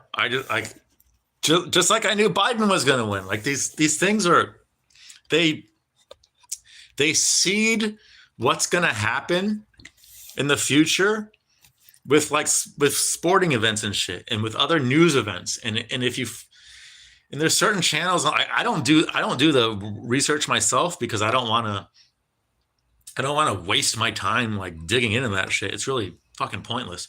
But there are some channels I can show you guys. These people have really, really, really good track records of predicting the future, and all of them are saying Trump is going to win. Everything is saying Trump is going to win. And two channels, not one, but two channels are saying Trump's going to get assassinated. If you're going to make that prediction and that becomes accurate, I'm pretty sure that Trump's going to win is also going to be accurate. Bolshevik. I might be Bolshevik. Was your mom's dad a KGB agent? No. My mom's dad was an optometrist. No. My mom's dad, my mom's parents were first generation. So on both sides, I'm third generation American. So my grandparents were American, other than my grandma on my dad's side, because she was German and she was brought back in. But everyone else, so I'm 1/4 second generation American, 3/4, third generation American. If that makes sense. Am I related to Putin? You have the same nose as I. I don't have his nose. No. This is a very Polish nose. And Putin has more close. I mean, my eyes aren't very far apart, but his eyes I think are even more beady and close together. I mean, it'd be cool if I was related to Putin, but no, I don't think so. Why the fuck did Biden win again? What was the lore we were given? I forgot. Well, I don't know about the lore, but just the gematria of Donald Trump, it fit really well with him being a president for a term, and then not being a president, and then being a president again. I think this is only going to be the second, maybe third time in U.S. history this happened. It doesn't happen that much, and for it to happen, there's got to be a certain what's it called? There's got to be a right. Fucking, I can't even speak anymore. A right storm of not events, but I just know Trump's going to win. You can. If I'm wrong, I'm wrong, but Trump's going to win. Just like I knew he was going to get assassinated.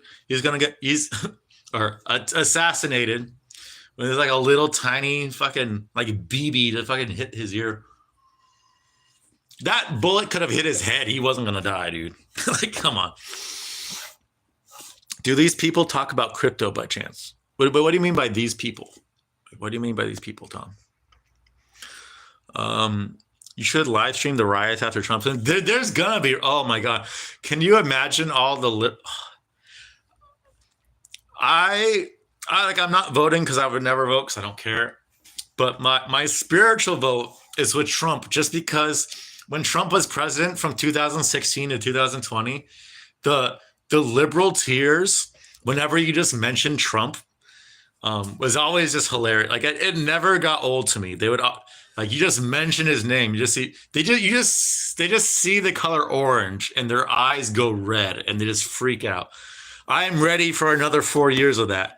That alone is good presidency for me because the president is it's a fucking figurehead at the end. It doesn't matter anyways. Trump is bowing down to his J overlords at the end. In the end of the day, you know, he's no better than anyone else that we would elect. But he invokes such a rage in the liberals that you can't help but love him. You know, you can't help but love him because that rage has given us so many good memes over the years. Wear a football helmet and go GoPro mounted on top. Oh, like in downtown Cleveland? I don't know if there'd be riots in Cleveland, but maybe. I'd rather have Trump win. Well, obviously, when we're having a woman president. Well, Trump's gonna win. He's gonna win, and he's just gonna win. But Kamala is my least favorite politician of all time. I'll say that. And before it was Dick Cheney. Like when I just looked at. It's just looking at them, looking at their aura, listening to how they talk, and looking at their face. Did I bet Trump to win? No, but I should have. But neither of the sport books I bet on. God, I'm burping a lot. Neither of the sport books I bet on had something for me to bet on. If I did, I would have for sure because I'm 100% on Trump. I want JD Vance to become president and get rid of all the gun laws. Gun laws are gay. Like I always say this, like when you're talking about a country like Iceland, who they have extremely strict gun laws, but they have a tiny population and they have no crime and it works for them. I would never say, oh, just introduce guns into that society. There's no point. But America was literally like one of our founding fucking reasons why we became America was the right to bear arms. So it's like it's in our blood. It's literally in our blood. And to make any gun laws at all whatsoever, restricting people on the usage of guns or how many guns they could have. I think it's anti-American. It's not conducive. Like it's not going to stop any crime, dude. Like making gun laws isn't stopping any crime whatsoever. You're only fucking over the law-abiding citizens who have guns. That's all you're doing. So I'm very pro-gun when it comes to America because this country has always been pro-gun. So you can't do anything against it. But for the countries that have always been anti-gun, I think you stay that way. It's like whatever your country has been founded upon, that's what you should continue to do. That's why countries exist, in my opinion. Like that's the whole reason why these fucking countries exist to begin with. Bovada is doing Trump and Harris bit. Oh, really? I'm not on Bovada. I'm on FanDuel and DraftKings right now. And honest, I lost so much money betting on shit that I shouldn't have bet on. That like I went to zero multiple times. So like my accounts are really, really low right now. And my rule with betting is I don't put any of my own money when it comes to betting. Like I bet, I always gamble with the house's money. So right now I think my FanDuel account is like $10. I'm just slowly building it back up. So there's not much money to make off it anyways, but like I'm not going to make a Bovada account and put money into it. And it's like,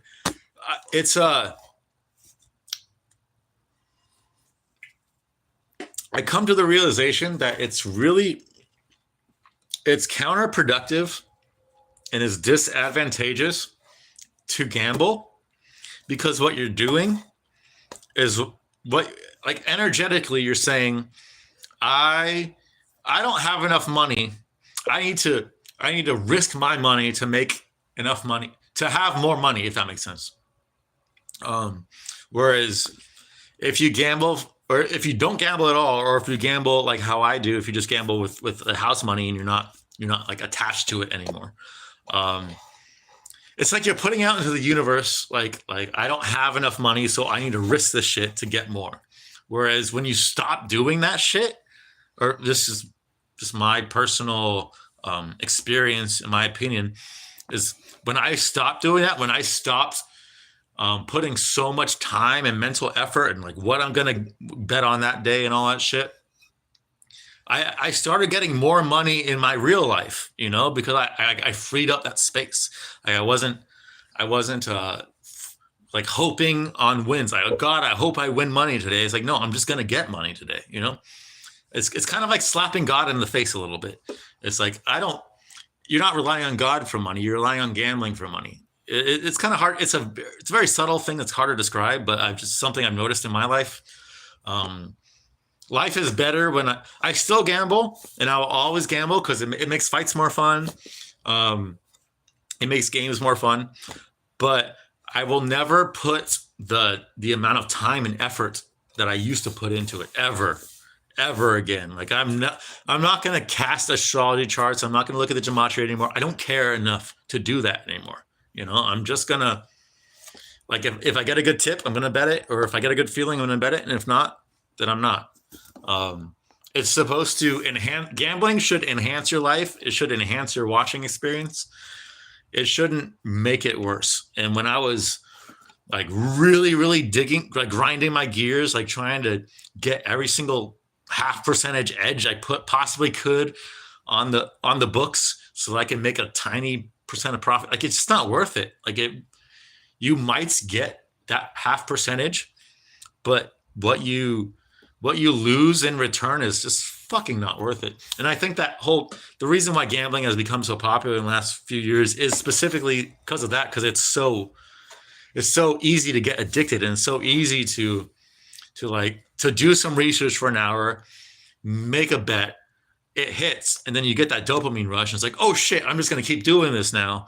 And it's very it'll get you in that cycle when you think you're making money, but you're also losing. If you're good, you're still losing 40% of your bets you're making, so in the end, like like I said, I'll always gamble for the fun of it, but I'm done gambling for like, oh, I'm gonna get rich off this shit, or I'm good. Like I'm done. I'm done gambling as like a pipe dream for a career. Like there's no way I'm gonna make gambling a career. It's not. It's not worth it. It's not fun, and it makes what is fun not fun. Let's see. I'm a little bit backed up. I look at it as a game. Not gonna lie, but I see what you mean. Yeah, it's a game. It's a game, but when you let the game take over your life, it's no longer a game. And I've been in that mind space a few times where all I'm thinking about is fucking random WNBA stats. And it takes like a fucking Four Loko or something and like a bunch of bowls. I'm like, what the fuck am I doing, dude? Like, I don't care about this really. Like, who cares if I make a couple bucks or like, it's not worth it in the end. We could take back the Federal Reserve. Well, that's the whole issue of the entire fucking pretty much every single issue in the country can be traced back to the Federal Reserve, I would say. But the Zionists don't trust the Catholics. When JFK said Israel can't have nukes and we was going to take back the Fed, it was a wrap. Yes. Exactly, dude. Exactly. I look at gambling like an opening pack of trading cards. It's something fun to do, and let's see what happens. Yeah, that's how I look at it now. For like when gambling first became legal in Ohio for like the first year and a half, I took it way too seriously, and I was like, oh, I can make like a whole bunch of money off this, and I don't have to fucking work and shit. But it's not worth it. Like that's the trap they want you. And like where I am in my life now, like I don't pay attention to any sports period other than MMA and WNBA anyways. So when I was like gambling a lot on NBA and NFL and MLB and shit, these are sports I wasn't even watching. I was still gathering data and shit. And it's not fun when you're gathering data on a sport you're not even watching. And it's not really effective either because you really need to watch the sport and really, because they always send you clues and shit like with announcers and like different statistics they'll pop on screen. Like they'll always seed you clues on who's going to win the game in any given broadcast. But I'm not at the point where I watch those things anymore. So yeah, my life's been a lot better since I just stopped all that shit. And now like, yeah, I'll bet just a few bets a card, a few MMA cards. What I like to do is just look for the most likely underdog I think is going to win. Yesterday was Derek Lewis, and of course he died last minute, but so it killed my gambling for that card. But I do like the act of just going through a card and looking for the best, most likely, most profitable underdog. But other than that, it's just kind of boring to me now. The whole reason Zionists need to and do control the Fed is to keep their dream alive for taking back Jerusalem. They would never trust New Rome enough to allow us our own money. That is true. Have you looked at next card? Kinda, but it's so bad, that I already forget it. Sig.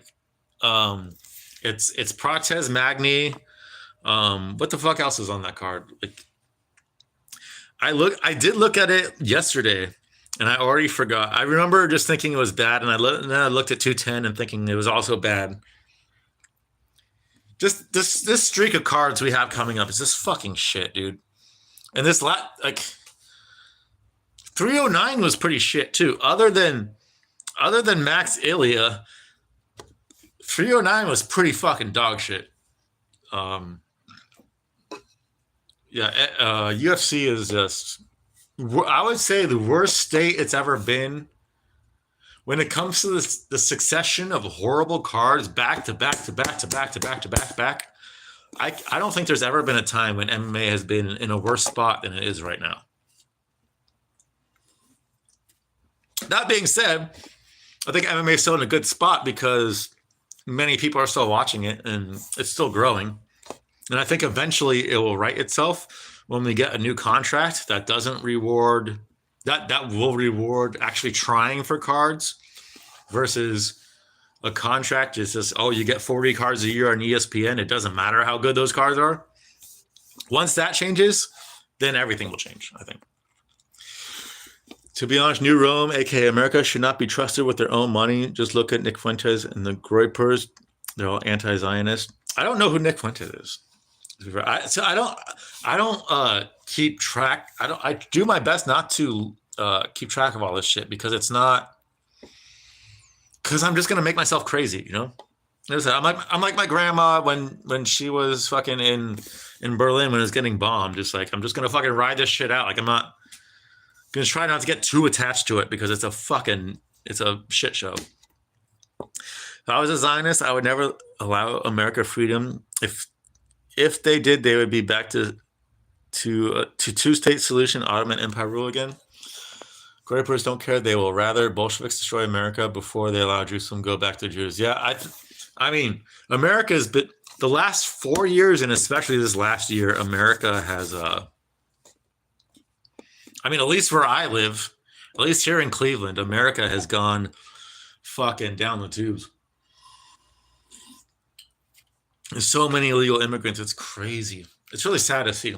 And they're not like the illegal immigrants that I was growing up with in California who were happy to be there. That was the difference. Like I didn't really mind them in California because they were happy to be there. They were thankful they weren't in Mexico and willing to work. I don't really care if you're legal or illegal. I said this before. I don't care. If you're as long as you're not a net deficit to society, I will welcome you. But this new wave of illegal immigrants that they've just swarmed upon Ohio. None of these motherfuckers give a fuck about, like, they hate America. You can tell, like, their energy and it's different. Like, it's completely different than the illegal immigrants from Southern California. Like, these people, you can tell they hate Americans. They hate white people. You can tell. And they were literally brought here because they hate America. So those motherfuckers I want gone. You know, they're ruining my state. And it's not a racist thing. It's a no shit thing. These motherfuckers are not assimilating. They are immigrating illegally in mass groups, and they're sticking together like dingleberries. So they're not assimilating, and they're just causing crime, and they're ruining the rest of the state. So yeah, fuck them. Thoughts on halal banking? I mean, I don't know anything about halal banking, to be honest. I don't know. I can't say anything about that. Why watch WNBA? I will tell you, MMA Bison. I will tell you because if you're like me and you grew up with the NBA of the 90s, the NBA of the 90s is dead. It's absolutely dead. It's pretty much nonstop. Luka Doncic drives half court, shoot shots, and fucking Jaylen Brown drive half court, shoot shot. There's so many fucking threes these days. I just can't watch the regular NBA. That's first off. Secondly, the gap between the good players, aka the biological men in the WNBA, versus the average players or the bad players, aka the biological women in the WNBA, is drastic. So you watch a couple WNBA games and you see who are the good players and who are the bad players. What are the good teams versus guards and what are the bad teams versus the guards, etc. WNBA rewards you more than any other league I've ever bet on when it comes to knowledge of the players and knowledge of the teams. So the reason why you watch WNBA, for me, it reminds me a little bit of 90s basketball, where it's not jacking 3 points fucking left and right all the time. I fucking hate that shit. I fucking hate Steph Curry. He ruined basketball. That's number one. And number two is because you get paid. You literally will get paid if you know what you're looking at. If you know that the girls you're looking at aren't actually girls. If you know that, then you can figure out what to bet on. So that's the reason why I watch WNBA. And it's like NBA, there's no physicality anymore whatsoever. Like if there's a fucking shove, someone gets fucking suspended. It's bullshit. WNBA, they're still allowed to actually be physical. So it's 90s style basketball, and even though athletically they suck, it's still the style of basketball that I grew up on. So I appreciate that, and I think just objective, even if I wasn't betting on it, WNBA basketball is way more fun to watch than NBA basketball for me because I like team basketball. I like that's what I like to watch. If you like watching 3-pointers, then watch NBA. Do you think Tolkien was right and the Muslims are going to take over the world like they did in Middle Earth? Possible. I mean, I hear that's the number one growing religion. Like, Islam has more truth in it, I believe, than Christianity. I say this: it has more truth in it than Christianity does. From what I've seen in the few passages I've read, it's got way more truth in it than Christianity does. Way more. But it also has way more stupid shit and way more bullshit that waters it down and makes it unusable. Like the fact that 2/3 of the Muslim population is inbred, like, and that's in their holy book. That is hindering their civilization so much that any good that's in their book, like it automatically takes a back seat to the fact that their entire fucking civilization is fucking inbred, you know? So yeah, I don't like to go too deep in. I think every religion has good shit, every religion has bad shit. And in my experience, Islam has more good shit, but it has way more bad shit as well. And I think that's kind of how religions balance out. Christianity has less good shit, but it has also less extremely damning, can ruin society type shit in it as well. That's how I analyze them, anyways. Gaza was a Roman slave colony with sultans from Egypt being frontmen. See, I would know nothing about this, but I'll take your word for it. Most of the slaves were exiles from Jordan. The royal family of Jordan has been dumping their undesirables into slavery for thousands of years, if not longer. Well, I mean, I know slavery is still wild and more popular now than ever. I know that. So yeah, I hate in America how, like, it's just viewed as like, oh, whites only enslave blacks. No, whites never enslaved blacks. Never in history did whites ever enslave blacks. No, whites bought blacks from other blacks who enslaved those blacks. That's what we did, you know? And then we brought them over here. Only 10%, the rest 90% went to Brazil and the Caribbeans and all the other shit. But somehow the white people are the ones to blame. Like, yeah, we're the bad guys. Yeah, okay.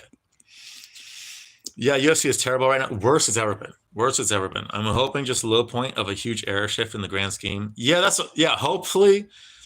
Yeah, I'm praying for that too. I'm hoping this is a low point so we can rebound. And I really do think a lot of it was just the UFC 300. UFC spent so much of their resources trying to make that card good that it really fucked over the rest of the year. So I kind of expected this, but it's worse than I even expected. And I think we are at that low point where we start bouncing back soon. Like, we have to. We fucking have to. It's not good. I don't think many slaves in America were even black. Think about it. Black people working. Good point. Imagine black people working. I mean, I see them working at fast food joints anytime I go to a fast food joint. But working is like, you're not going to get good service, that's for sure. Who's posting the Zionist comments? I can't see them. Nice. Nick Fuentes is a conservative kid, about 26 years old, Catholic from Illinois. He's half Italian, half Mexican, Irish paternal. Okay. Is the leading conservative movement within the Catholic Church. They're called Groypers. Okay. Yeah, I'm not I don't watch any conservative or liberal political talk. I don't care. Like, I just don't fucking care. Vote Trump, people. No, you don't need to vote. Yes, or you don't need to vote Trump. He's already won. He won a year ago. All the shit with the assassination and all the impeachment shit and all the court shit. That was all it's called humiliation rituals, just leading up to his presidency. I thought 60 was going to say, as long as you're not a nigger.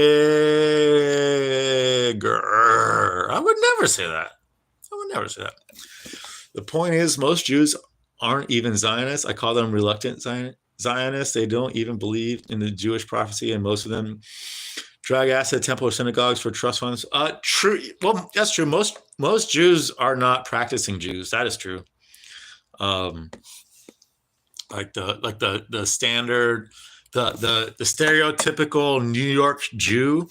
Like if you hear that accent in your head, none of them are practicing Jews, but they all act very Jewy. If that makes sense. Like you can spot them from a mile away, but none of them go to like synagogue. Like none of them practice, because it's a dumb religion. Like from what I know about it, like it's. There, like when you go deep into Jewish mysticism, there's some good stuff, but like on the surface, there's a lot. Like the Old Testament's pretty fucking. I don't know. I don't think there's a whole lot to glean from it, in my opinion. I think it's made for like the primitive human, and nothing really applicable to today's human. I hate Giannis. He's so boring, dude. I fucking hate Giannis so much. I hate Giannis. He only won an NBA ring because of the fucking, what's it called? The magnets. Oh, here's bro and his WNBA ring. Yeah, WNBA is awesome. What I love about WNBA too is that the balls are an inch smaller, so you can see like the magnets are more when they activate the magnets, it's more obvious with WNBA as opposed to NBA. And also with WNBA, you get more like they're just more egregious with it. Where you'll see a shot that is clearly about to be an air ball, like halfway through, and then it just corrects itself and goes straight swish in, like the impossible physics, and no one questions it, because I'm like pretty much the only one like in the sports or fake community that also watches WNBA. So they pretty much have free reign to do whatever the fuck they want. What truth Quran is told? Bullshit? It's not bullshit. Muhammad was an Asian face. So the Quran is like half the Bible too, anyway. So if you're a Christian and you say the Quran is bullshit, that's not, like you're saying half of your own religion is bullshit. This thing, like when it comes to Judaism, Christianity, Islam, Hinduism, from what I've seen, Buddhism, they all say basically the same shit. They just say it in different ways and in different forms, but they all basically say the same shit. That's why I don't get the division that much. It's all in the dogma. It's all the stupid minutia of the literal things that these cultures end up taking literally. Like Islam being 2/3 inbred because of like a couple lines in the fucking whatever it's called, in the fucking Quran or whatever. Like that's an insane take to have in 2024. It's like, oh, this old ass book told me I should fuck my cousin, so I'm gonna do it. And I view that way with Christianity, and is like an old ass book is telling you to do something. Maybe you should heed the advice of that. Maybe you shouldn't. But you shouldn't just blindly do it just because it's an old ass book saying you should do it. You know what I'm saying? I watched a good old game, Other State 92 Suns Bulls. I was 4 years old. I was 4 years old when that happened, during that finals, and I remember that. I remember watching. That was the first finals I remember watching, and Jordan was cooking them. Wasn't that when Jordan was shot like 6 or 9 threes in the first half or some shit like that? Pippen was Pippen dunked on someone like viciously. Danny Ainge, Danny Ainge, he murdered Danny Ainge in that. Yeah, I remember that. I was like, that's the very first basketball memories I have. Is the Chicago Bulls ruining the Phoenix Suns? Yeah, I remember that. 70% of slave owners were Jewish. Yes. And I'm not anti-slave owner, by the way. I'm not. If I could own slaves right now and it was all cool, I don't care what fucking ethnicity they are. I don't care if they're white, black. I don't care. If I can own slaves, I'm going to own them. And I would be like a decent slave owner. I think I'd be like a pretty moral slave owner, but That's also me saying that right now. Maybe if I was this actual slave owner, I get pretty lazy and forget to feed them a few times, or I don't know. I can't say for sure, but I'm not anti-slave owning. I actually think America started to go downhill when we stopped owning slaves. So, just in case Israel is to copy Christianity, I mean, all religions copy each other, dude. Like when you study all the religions, you're like, wow, they all say the same fucking shit, basically. That's why like aligning yourself with one is doesn't make any sense in 2024, in my opinion. Bro, the 92 Bulls were sick. I know. Bulls were my favorite team of all time. They had like only one guy. Yeah, Jim Paxson, and almost everyone was dunking on someone. Great ball movement, and Pippen was dunking from further out than Jordan. Dude, I know. Dude, I love the triangle offense. I love watching team basketball. I grew up watching that. I grew like the 90s. I watched all 6 years of the 90s Bulls win their championship, and I loved all 6 years. I thought they were great, especially the second three with Dennis Rodman, because Rodman's my favorite player of all time. Yeah, you don't get that with today's NBA. You don't get that at all. So that's why I stopped watching NBA. I think in 2014, 2015, when it became glaringly obvious that Steph Curry's ridiculous ability to shoot threes was going to become the new meta. I just gave up at that point.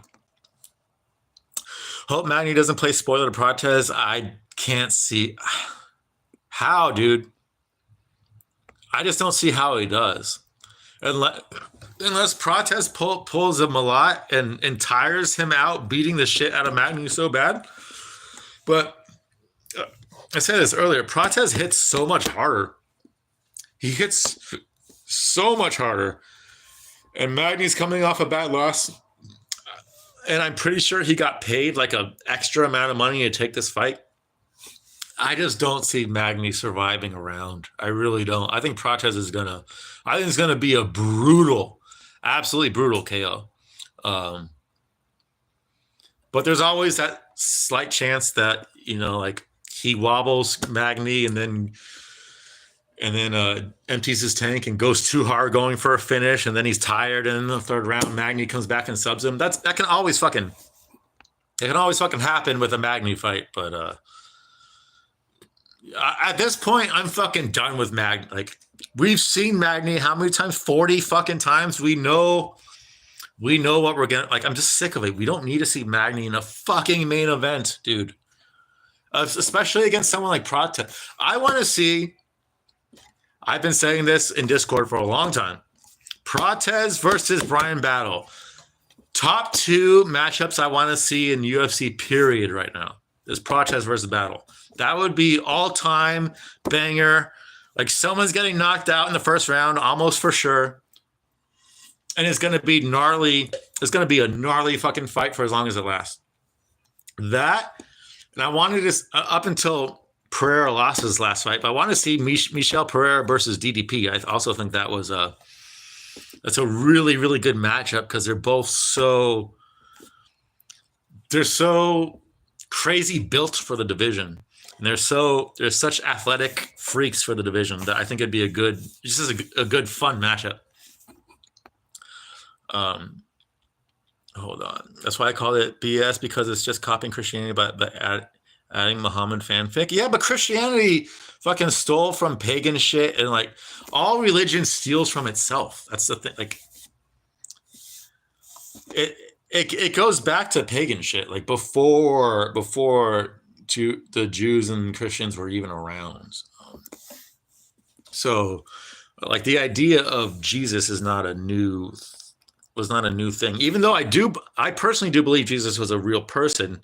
It has nothing to do with anything with Christianity, and has everything to do with the historical texts around, like in Africa and India around the time, that also say Jesus was alive at the time. Like, that's how you know that there is something to that. So for a long time, I didn't think Jesus was a real person. But then learning more about the path Jesus took after he was 13 and how he became Jesus.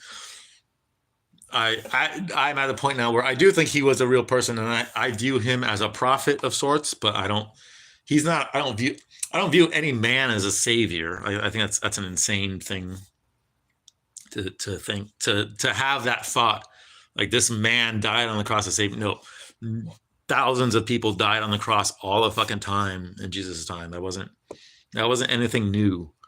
That was just as common as a black person going to jail these days for stealing something, you know. So I don't view him as like, oh, he died for my sins, but I view him as like he was a guy who genuinely tried to preach the truth and tried to get the truth out as much as possible and paid the price for it. That's how I look at it.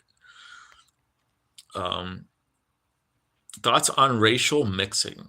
Mixed race couples have always stuck out like a sore thumb to me, specifically black and white. So, I mean, I don't know. Like, the only girl I've ever dated that was not white, she was half black and half Filipino.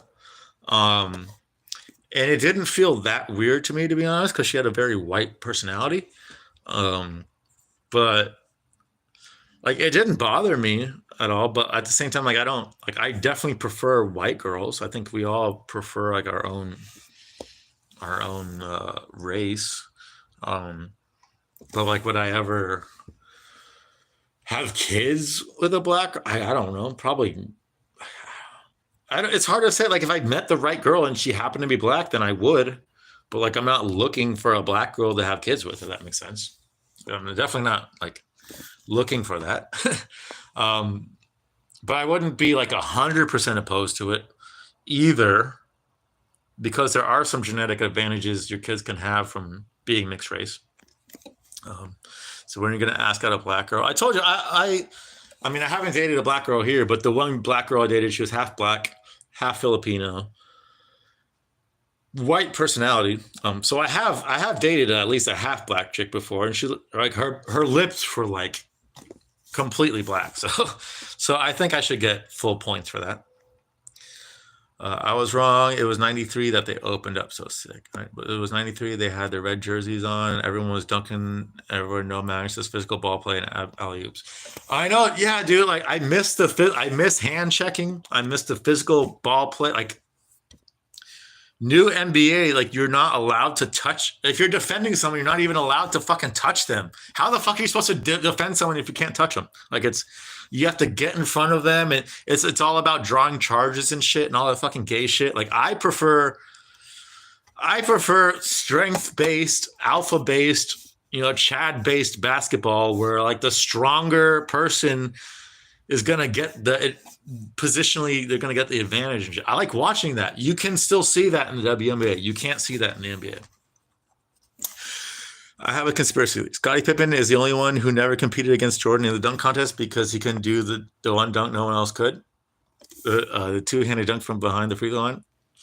Yeah, probably. I mean, I don't know if that's a conspiracy theory per se, but I could see that. Like, maybe that would be crazy. Like a Scottie, in their prime, a Scottie versus Michael dunk contest would have been fucking insane. And you throw in like Dominic Wilkins in there and like Spud Webb or something, that would have been fucking ridiculous. No one else could fly that. Pippen, I would say Pippen probably was like the more impressive athlete. Like, he was longer and he could do more shit defensively on the court. But Jordan had like that freakish strength and that freakish jumping ability, and the drive to win. No one in the history of professional sports had the drive to win that Jordan had. Like, Kobe had it, but not to the degree. Chris Paul kind of had it, but not to the degree. Tom Brady had it, but not to the degree of Michael. Like, Michael was an actual psychopath when it came to competition.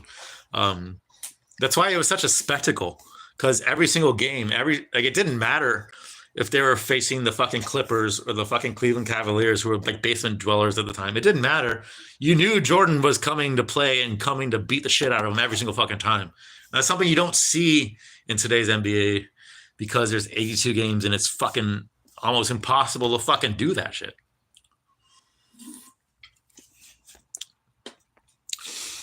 Problem is, you can hurt yourself doing that dunk. There's another reason Scottie didn't want to do it. If you break in front of the rim, it can be a hard fall. Penny Hardaway was legit. Penny Hardaway and Grant Hill, if you remember, those two guys were insane. Those two guys were the like in like the later stages of Michael's career. Those were like the two guys that were built up as like the next people that could compete with Jordan, like the next Michael Jordans. But of course, both of them got injured and they were never the same again. But yeah, Penny Hardaway and Grant Hill, I was huge fans of growing up. Huge fans. Jordan had that smooth moves, were effectively quick bursts as well. He was the perfect height and strong. His strength was insane. Like when you watched him guard people, and he could just put his hand on someone and they just weren't moving anymore. Like he had those really, really big hands and that strength, that grip strength where he puts your hands on you, you're not fucking moving. Like very, very few people have that. Like Rodman had that. And Jordan had that, and pretty much no one else from that era had that. But I have been live for 3 hours and my voice is shitting right now. So any other questions you guys want to ask me before I go? Or if you got, I will smoke a bowl before I go. I'll smoke a bowl before I go, and then I gotta go. Yeah. So thank you guys for watching. It's been a fun stream.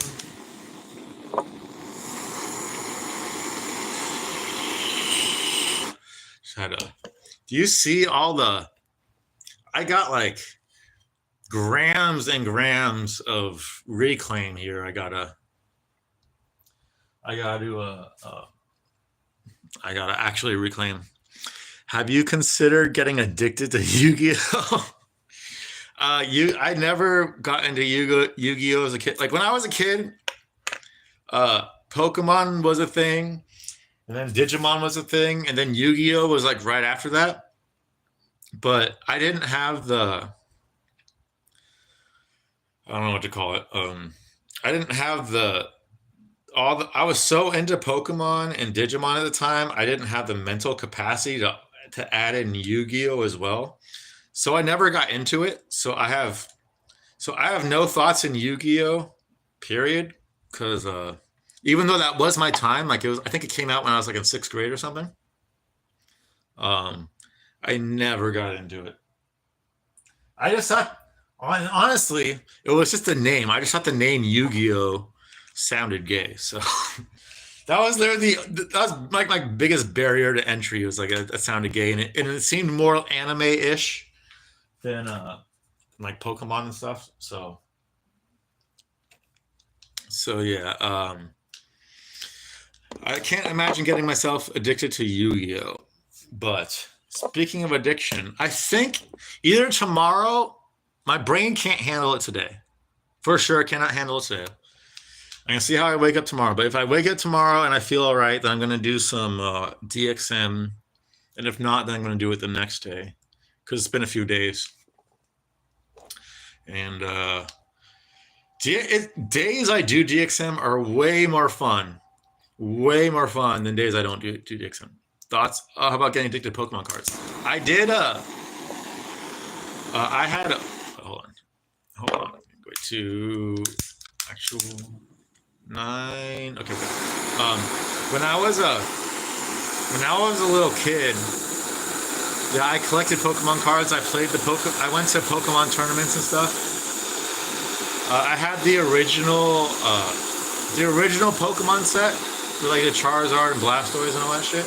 I had that, and I had the Jungle Pokemon set as well, which was like the first expansion set.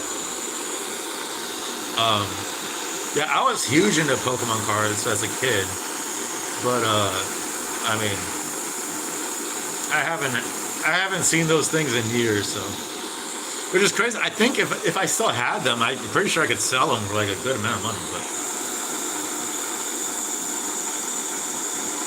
I thought I left them at my mom's last time I was there, like 8 years ago. But I asked her years ago, and she said she didn't have them, unfortunately.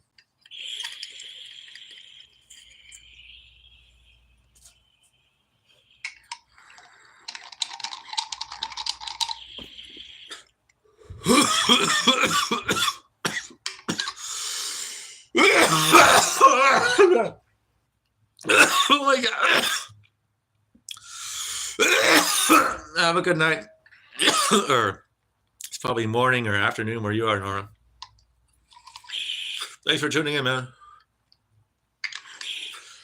All right. All right. Thank you guys for tuning in. That was a 3-hour stream. Longer than I was expecting to go. Is there anything I wanted to leave off on?